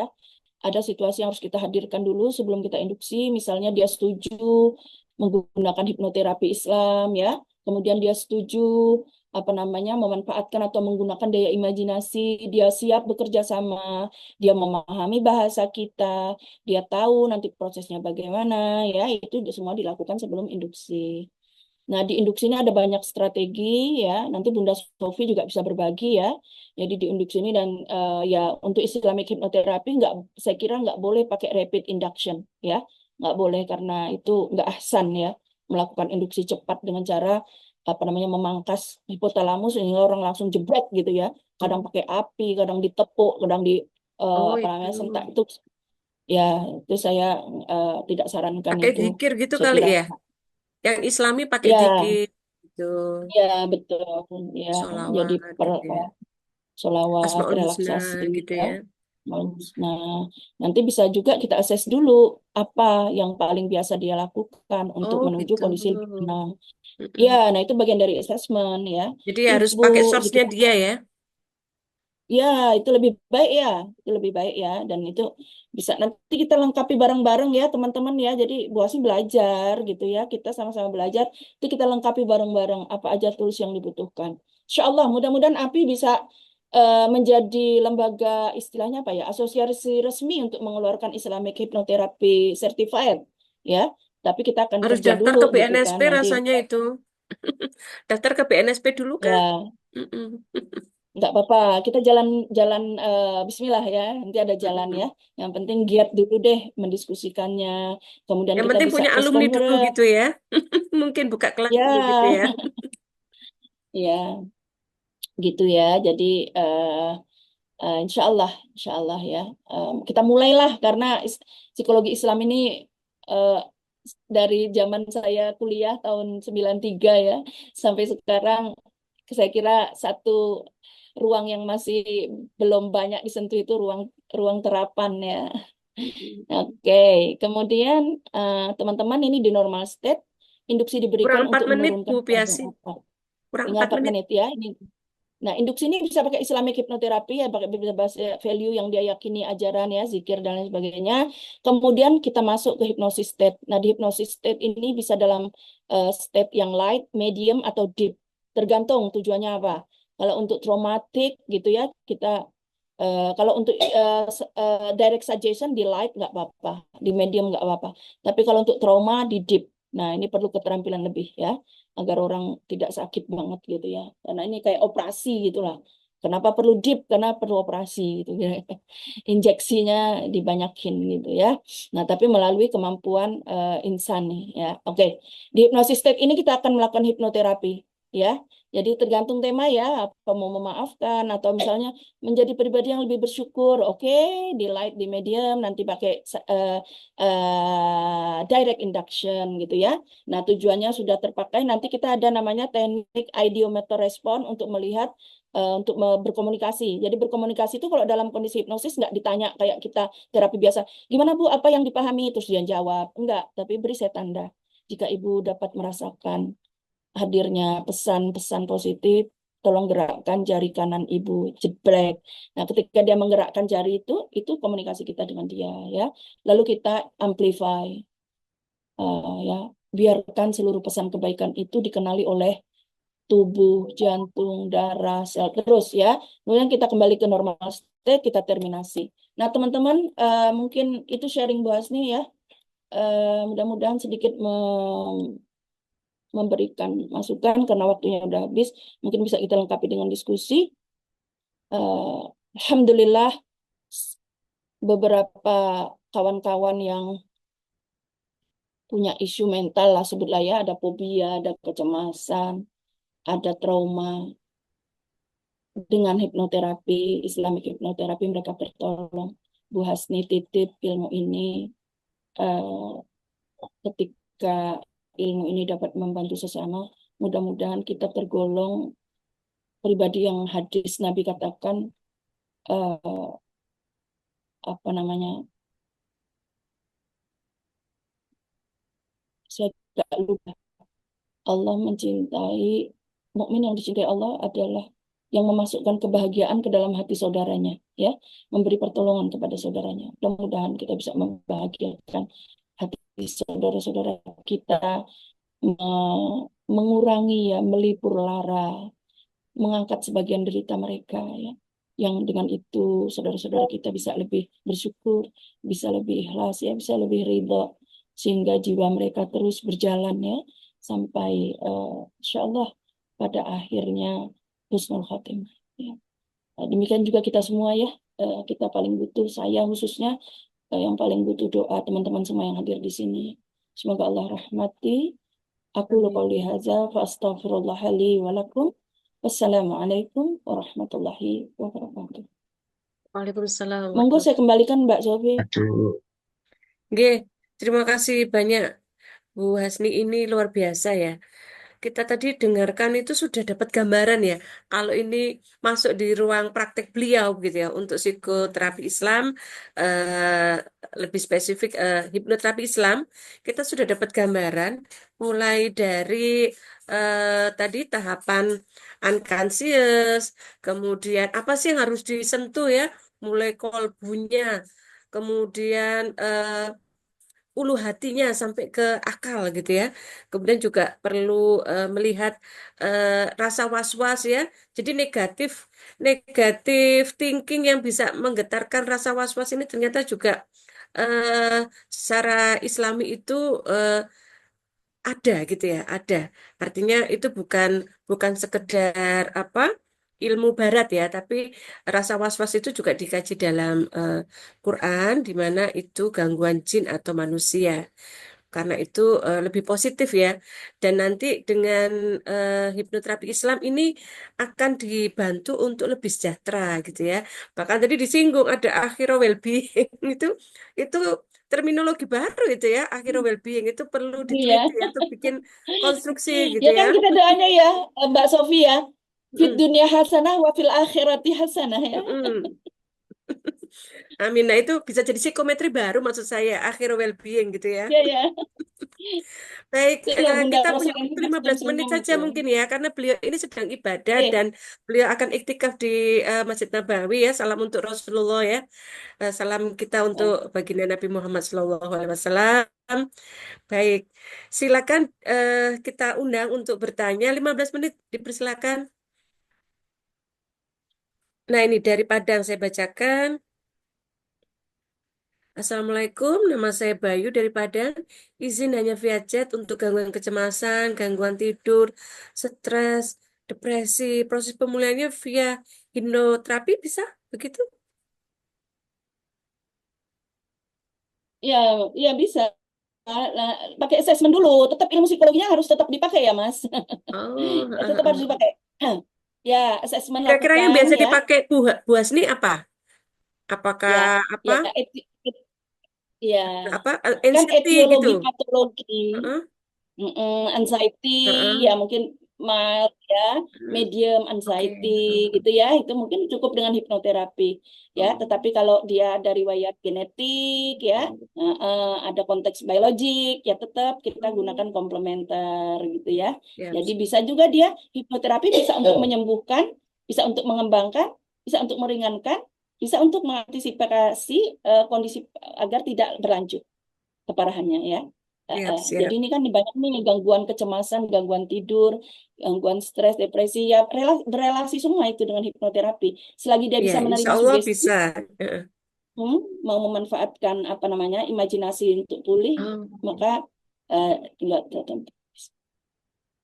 siap. Jadi gangguan-gangguan tadi itu insya Allah bisa diatasi dengan hipnoterapi dengan catatan harus ada assessment dan nanti perlu diidentifikasi mana yang perlu komplement begitu ya. Nah ini saya eh, punya cerita menarik begitu. Kira-kira Bu Hasni bisa Iya ya. jawab nggak untuk hipnoterapi bisa nggak? Jadi ceritanya dulu itu klien ada klien minta psikolog yang bisa hipno gitu. Terus saya tanya, kenapa butuh hipno gitu? Kenapa nggak butuh konseling biasa? Saya pengen hipno suami saya. Oh, berarti yang butuh suami ibu atau ibu? Ya saya yang butuh. Tapi buat suami saya, kenapa suaminya? Suaminya itu selingkuh. Nah, kira-kira menghipno menghipno si suami supaya nggak selingkuh itu pakai teknik hipno bisa nggak gitu? Pernah nggak dapet kasus kayak begitu? Iya, jadi eh, semua terapi psikologi itu nggak untuk orang ya, Mm-mm. nggak untuk orang lain ya. Jadi Semua mengubah terapi perilaku psikologi. selingkuh gitu ya. Iya, semua semua semua termasuk terapi dokter itu nggak untuk orang lain. Jadi kalau mau Mm-mm. suaminya nggak selingkuh, ya suaminya di approach untuk mau hipnosis kan gitu, untuk mau hipnoterapi Mm. ya. Jadi kalau saya juga sering tuh, Bu Hasni, saya mau tahu semua yang sudah dikerjakan suami saya dengan selingkuhannya. Tolong Bu, dia di hipnoterapi biar cerita. Oh, kalau itu ke uya-kuya gitu ya. Itu pun pakai editing ya, pakai editing, pakai rating dan pakai cuan. Jadi ya artinya gini, kita bisa paham ya. Mungkin kan berat banget rasanya gitu ya, dia merasa menderita dengan itu. Tapi lihat bagaimana setelah orang tahu suaminya selingkuh lebih detail, penderitaannya nambah apa berkurang? Ya kan? Ya kan? Sebenarnya kan itu kan maka approach lah kita approach. Oh Ibu untuk tujuan positif apa Bu? Ibu pengen tahu semuanya, sedetail-detailnya. Ya biar saya tahu aja, biar saya ngerti. Kira-kira apa yang terjadi Bu kalau Ibu tahu? Apa yang Ibu bayangkan? Ini mulai imajinasi loh. Mm-mm. Malah tambah menderita. Sekarang maka dia kita ajak untuk ke arah tujuan. Hal positif apa yang Ibu harapkan datangnya. Nah, jadi gitu ya. Ini juga seni untuk kita mengajak orang kepada kebaikan. Karena wajar ya dalam keadaan panik gini gitu itu ya. Otak ini isinya itu penasaran tok gitu ya. Gitu ya. Hatinya kemudian pelan-pelan di didekati, disantuni. Ya, kita lebih banyak berempati gitu ya. Sehingga nanti dia akan lebih tahu sebenarnya yang dia tuju itu bukan untuk tahu detail ya, apakah dia lebih ke arah ingin kembali memperbaiki relasi atau ingin menyudahi relasi ya dengan niat semuanya karena Allah itu beda banget gitu. Iya benar Mbak Sofi. Ya itu bagian dari bagaimana Islamic hypnotherapy melakukan approach ya. Kalau ada yang konteksnya begitu ya. Jadi klien pertama itu si istri, bukan suami ya. Iya Si istrinya dulu betul. gitu ya.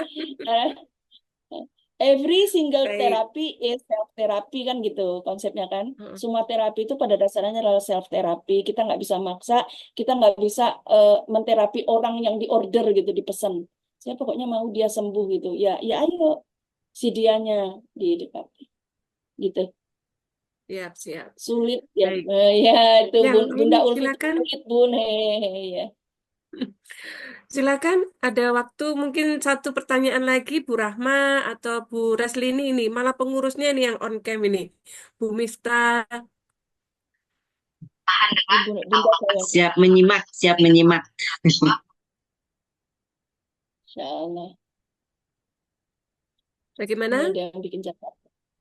Iya, pertanyaannya hanya satu di kolom chat, lalu tadi pertanyaan dari saya, yang lainnya bagaimana? Nah, ini tadi ada yang tanya soal PPT materi, terus saya jawab sendiri ya, mohon maaf ya, lancang ya. Tapi menurut kebijakan saya ya, karena ini materinya untuk full hipnoterapi Islam. Jadi saya sampaikan bahwa nanti mungkin Bu Hasni bisa bikin versi short ya, yang artinya kalau ada yang minta Ya itu betul. yang hanya spill atau introduction begitu ya. Kalau tadi sampai Ya 110 slide saya baca tadi ya. Kalau 110 slide iya buat iya orang benar. awam itu lah yo ngeluh. Bingung ini Ya, apa ya. gitu ya. Leres-leres Bu Sofi nanti saya kirimkan ya yang short yang yang relate dengan tema kita ya Insya Allah. Mungkin hanya 10 Heeh. slide, hanya 11 gitu ya. Hanya spill aja gitu ya biar tahu bahwa kaitannya apa sih sebenarnya kaitannya apa hipnoterapi Islam dengan psikologi Islam gitu kan. Bukan pada detailnya, kalau detailnya ikut kelasnya Bu Hasni ya. Nanti dinaungi api gitu ya. Deh, deh. Itu teman-teman. Ini tadi yang dari Padang tadi, kalau nggak ada yang bertanya mungkin yang dari Padang kita beri tambahan sedikit. Berapa menit lagi, Mbak? Baik, Masih bagaimana ada Bu tadi yang Miftah? Masih adakah yang satu. diberi kesempatan untuk bertanya? Satu mungkin? Iya, masih boleh Bu Sofi, karena masih jam 11 lebih 10 ya. Iya, ini apa yang umroh sudah pengen itikaf ini ya. Nggak juga sih, cuman mungkin nggak sampai jam 12. Tapi ayo kita ngobrol dulu.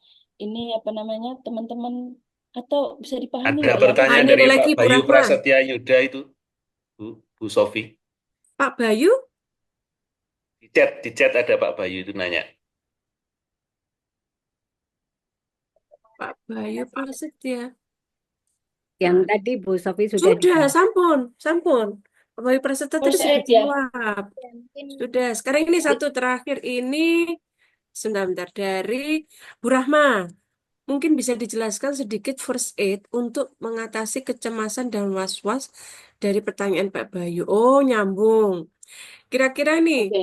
kalau pakai psikologi Islam, tidak harus psikoterapi Islam ya, maaf, tidak harus hipnoterapi Islam, tapi untuk bantuan pertolongan pertama ya, itu bagaimana mengatasi cemas dan was-was? Silakan, Bu Hasni. Ya, ya karena kita ngobrol Islamic hypnotherapy nggak apa-apa. Saya pakai kerangka itu ya, Mbak Sofi ya. Boleh. Jadi, oke lah. In case misalnya apa eh, cemas ya, anxiety ini termasuk generalized psychological distress ya saat ini ya. Jadi mudah sekali kita menemukan orang cemas gitu ya. Nah, dalam struktur Islamic hypnotherapy ya, kita nggak boleh melakukan therapeutic eh, session sebelum kita melakukan induction ya. Oke. Jadi kita induction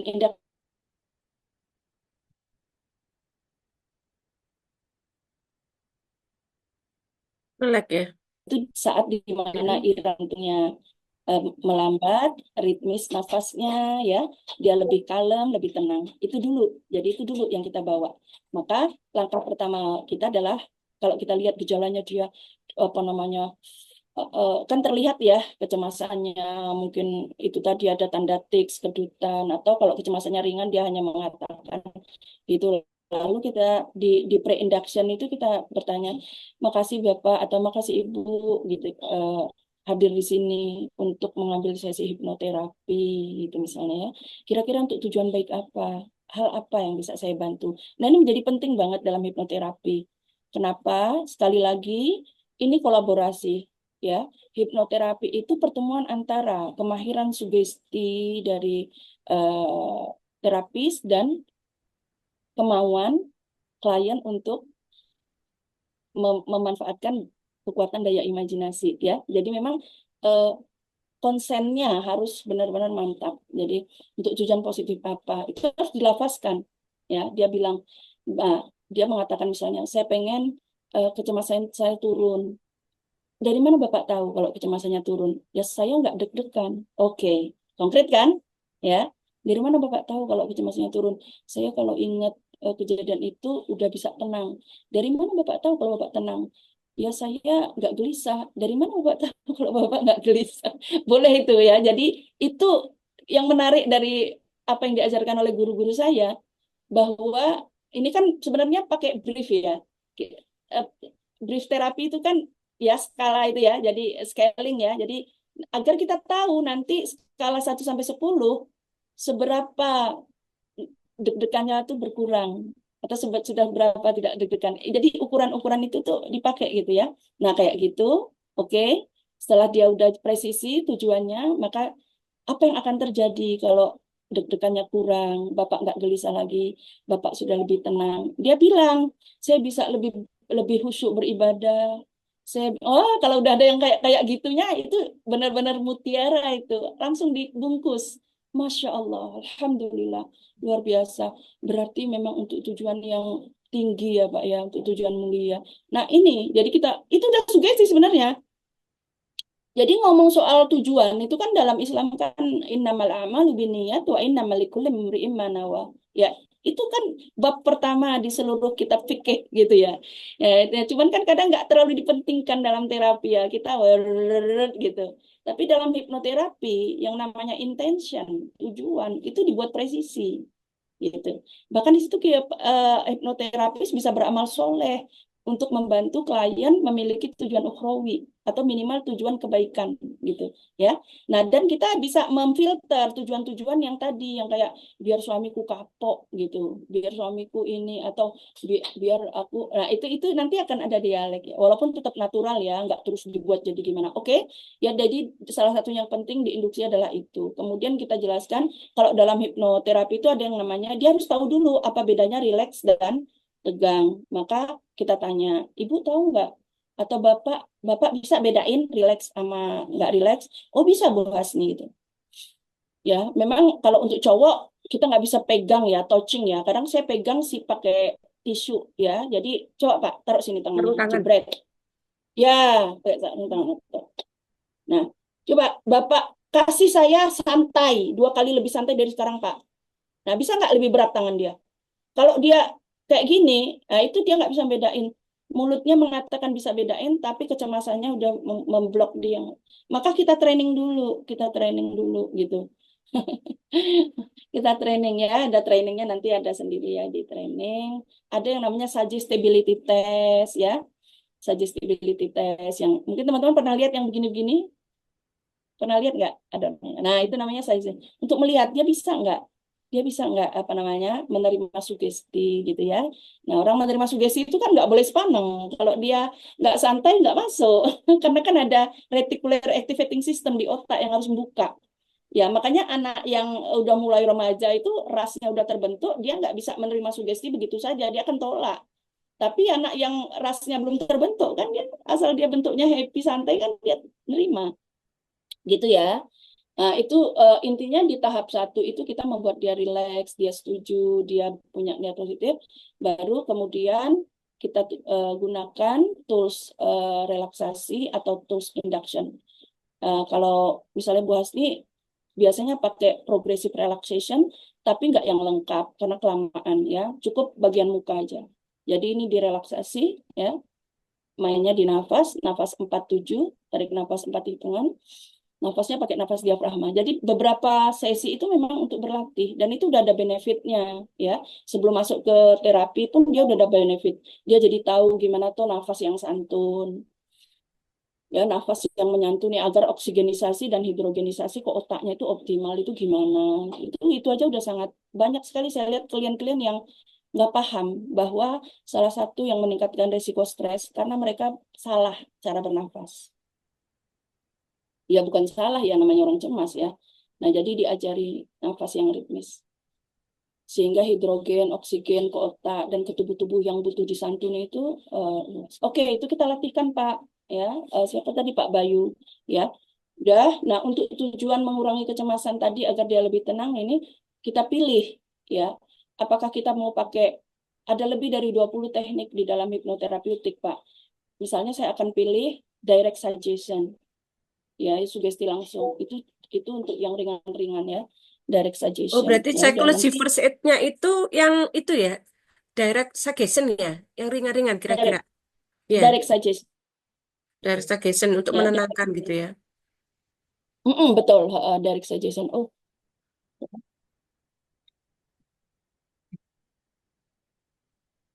sebentar saya sambungin dulu.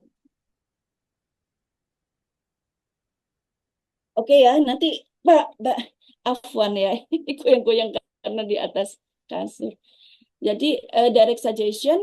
Nah seninya memberi sugesti ada tekniknya ya sugesti diberikan misalnya pola 4P.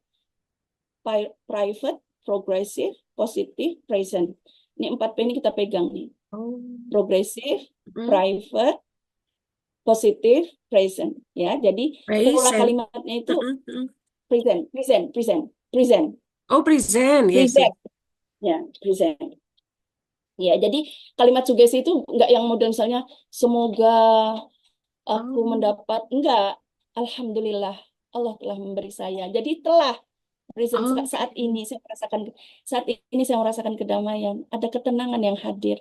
Alhamdulillah ya, bukan semoga aku ditenangkan. Coba Oh. lihat doa dalam Islam itu sebagian besar direktif apa non direktif? Rabbana atina, Rabbana hablana, Rabbi auzi'ni. Direktif apa non direktif? Direktif kan? Rabbi auzi'ni. Tapi memang kita pakai zikir dulu kan. Subhanallah, alhamdulillah, wala ilaha illallah, Allahu akbar. Sholawat pada Nabi, beristighfar. Tapi begitu minta, direktif sebagian besar ya. Jadi, Rabbi habli, ya Allah, karuniakanlah kepadaku. Rabbi auzi'ni, ya Allah. Ya. Rabbi, Allahumma a'inni, ya. Ya Allah, tolonglah aku. Gitu kan? Jadi Rabbana, progresif, la positif. tu'akhidna. Satunya apa? Ya, Progresif, private, positif. Oh, private. Ya, private, private ya. Oke. ya dan present ya nanti gitu. Jadi ada polanya kita nanti insya Allah ada ilmu bagaimana how to give suggestion ya meaningful or apa powerful suggestion gitu ya. Lebih jauh bisa dibaca juga di bukunya Laka Hija.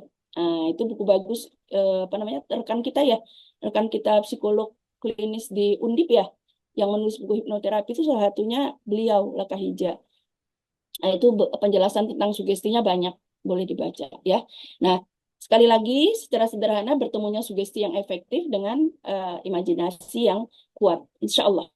Dan ini sumber daya yang Allah berikan, kita syukuri, kita gunakan untuk pemulihan ya, sehingga insya Allah ya umat Rasulullah ini menjadi umat yang kuat, sehat ya, dan sejahtera fi dunia Amin, wal amin, akhirah. amin. Gitu Pak Bayu, sementara gitu ya. Nanti baik setelah intervensi terapeutik direct suggestion Pak Bayu nanti struktur yang terakhir apa Pak? Terminasi diakhiri. Nah, waktu mengakhiri ini pun kita masih bisa maintenance Pak, masih bisa maintenance suggest-nya yaitu dengan berdoa, pasrah, Oh. ya, bersyukur, kita maintenance. Kemudian di terminasi ini juga bisa kita bantu dia untuk mengenali nanti kalau dia udah selesai dari terapi ini apa yang bisa dia lakukan. Nah, itu di terminasi dia mengimajinasikannya. Misalnya kita menggunakan kata-kata gini, saat ini Bapak ada dalam saat ini hadir hati yang lembut, hati yang pasrah, hati yang merasakan begitu dekat dengan pertolongan Allah, insya Allah. Di balik hati yang sedang begitu indah ini silahkan berdoa, benar-benar berdoa. Bapak mohonkan apa yang benar-benar Bapak inginkan, Allah hadirkan. Nah, Itu determinasi. Kan ya kesempatan untuk berdoa dalam keadaan hati yang lembut, hati yang tadi udah dibegituin itu loh, itu ditaruh di akhir kan dia kita kan sedang menyiapkan wadah wadah Baru. tempat Allah iya jadi wadah karena kan ya selama ini begitu mahal ya kesempatan orang untuk berdoa dalam keadaan hatinya lembut gitu ya thinkingnya itu nggak banyak hatinya melembut itu hatinya santun jadi dia minta sama Allah tuh sopan gitu tapi jelas permintaannya gitu ya nah itu kita kondisi seperti itu determinasi baru kemudian baik alhamdulillah kita masih sempat apa namanya tahmid di akhir kemudian kita katakan sebentar lagi kita akan mengakhiri proses terapi ini. Bangun dalam keadaan lebih sehat, segar, bermakna, dan berlimpah rasa dirahmati dan disayang Allah, membuat hari Bapak sekarang dan seterusnya menjadi lebih berarti, misalnya gitu ya. Saya akan berhitung 1 ke 5, terus kita hitung perlahan. Nah ini juga enak, hipnoterapi itu enak, karena jelas strukturnya, ya nggak langsung main di awal diinduksi, di akhir determinasi, di tengah disantuni. Itu Masya Allah loh ya. Nanti kita tinggal masukin aja value, konten, ajaran ya, yang epistemnya itu dari Islam. Makasih ya Pak Bayu, semoga memberikan sedikit tambahan. Iya Pak Monggo Bayu, Mbak jadi Syara. jawaban Pak Bayu ini bisa meluas ya sampai ke eh, sugesti ya, sugesti dan tadi ada powerful suggestion dan penerapan dalam first aid ya. Kalau kita nggak pernah belajar hipno tuh ya, nggak pernah belajar hipno, nggak pernah jadi praktisi, maka tadi tipsnya adalah menenangkan. Nah, cara menenangkan itu dibuat dia bisa lebih positif, kemudian sesuai dengan kondisinya, kemudian apa tadi progres dan present. Jadi tidak perlu apa mendoa apa tadi ya tidak perlu kata-kata doa semoga tapi langsung direct gitu ya langsung direct supaya dia bisa langsung mendapatkan manfaat gitu ya Bu Piasni ya. Ya, itu udah lewat riset ya. Teman-teman kalau mau Hmm, lihat iya. apa namanya, ini kan ada di APA ya, ada di APA ya sudah menjadi officially terapi psikologi kan. Mm-mm. Ya, jadi berarti kan ada risetnya. Nanti teman-teman juga bisa kita bareng-bareng browsing ya. Nah, dari situ Terus ini mungkin kita untuk juga sugesti punya ya. Mm-mm. ya macam-macam. Jurnal tentang hipnoterapi ya, jurnal dari praktek hipnoterapi. Bisa kita Oke bisa saling hipnoterapinya. iya. Ya, karena kan tidak semua kampus itu menerima hipnoterapi dan tidak semua kampus itu memberikan materi itu di kuliahnya Bu Hasni. Ya, itulah sayangnya. Itulah sayangnya. Coba kalau kita Oh. bertanya kepada para praktisi yang mereka menggunakan hipnoterapi. Sekarang makanya hipnoterapi justru banyak diambil oleh kawan-kawan yang justru nggak punya basic ilmu psikologi. Sayang sekali. Mm-mm. Sayang sekali. Sayang sekali. Padahal Allah itu ya sebegitu ya. Masya Allah ya.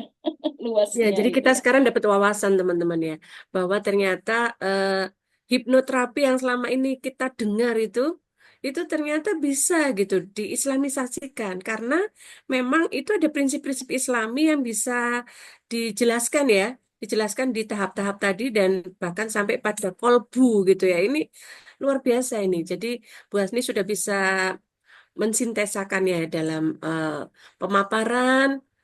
eh, Lama ini 1 jam setengah Bu Hasni, luar biasa. Semoga barokah ini. Jadi Dan ibadah, bermanfaat. ibadah di saat Insya Allah. puasa ini ya. Baik, jadi berlipat ganda. Amin. Baik, sudah Amin. bisa ditutup Bu Mista? J, Bu Safi boleh. Baik, Alhamdulillah, Rabbil Alamin. Pada ujung acara ini ya, kita sudah mendengarkan materi yang sangat luar biasa, sangat mencerahkan dan menjadi satu ilham buat kita bahwa psikoterapi Islam ini bisa menjadi terapan jika kita benar-benar bisa mencari substansi Islami ya dari prosesnya, dari filosofinya, dari tekniknya, dari manfaatnya.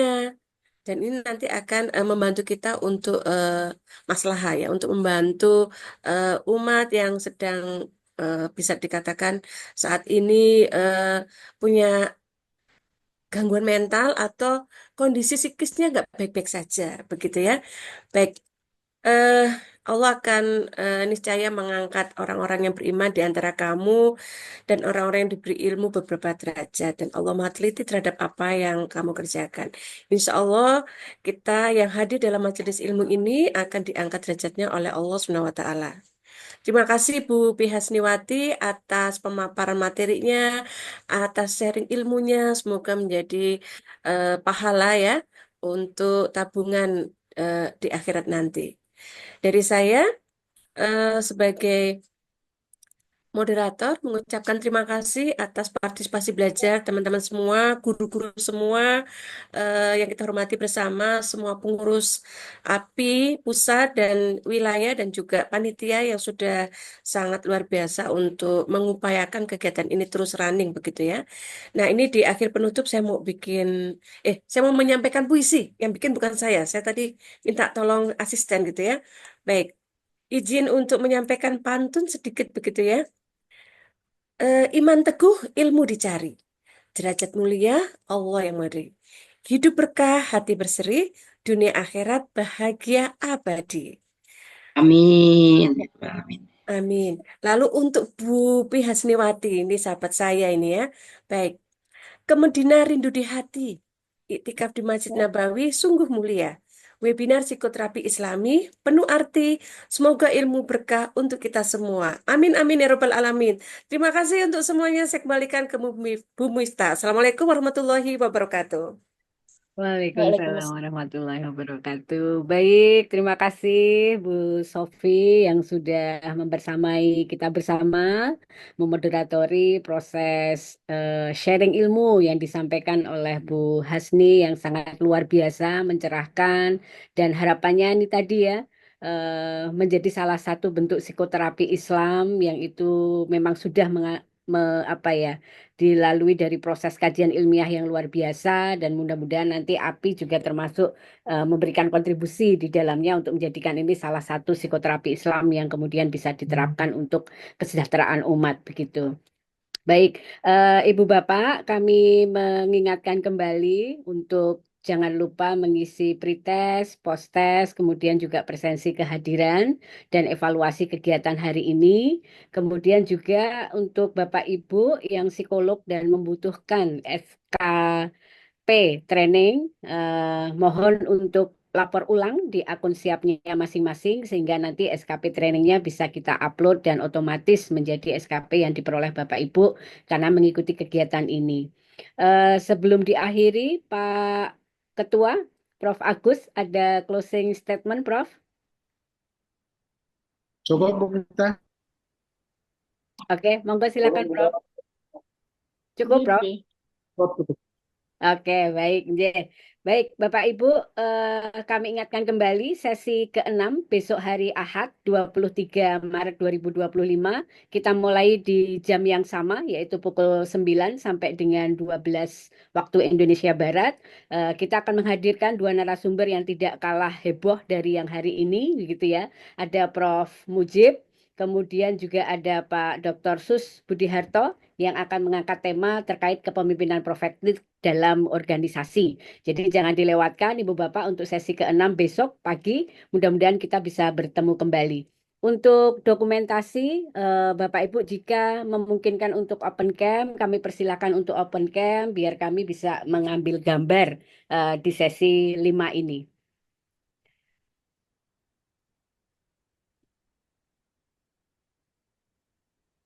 Ya, mulai terlihat ya wajah-wajahnya. Oke.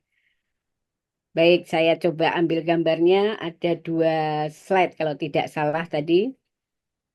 Ya, kita tunggu Bapak Ibu untuk open cam. Oke ya, saya foto dulu, saya ambil gambar untuk yang slide pertama. 1, 2, 3. Lanjut untuk slide yang kedua. 1, 2, 3. Baik, terima kasih Ibu Bapak sekalian dan juga sekali lagi ya kepada narasumber kita hari ini. Mudah-mudahan ilmunya bermanfaat. Sampai ketemu lagi besok hari untuk sesi yang ke-6 berapi di sesi 2025. Terima kasih Ibu Bapak sekalian. Kita akhiri dengan baca hamdalah. Alhamdulillah lebih alamin. Bila taufiq wal hidayah. Assalamualaikum warahmatullahi wabarakatuh. Waalaikumsalam warahmatullahi wabarakatuh.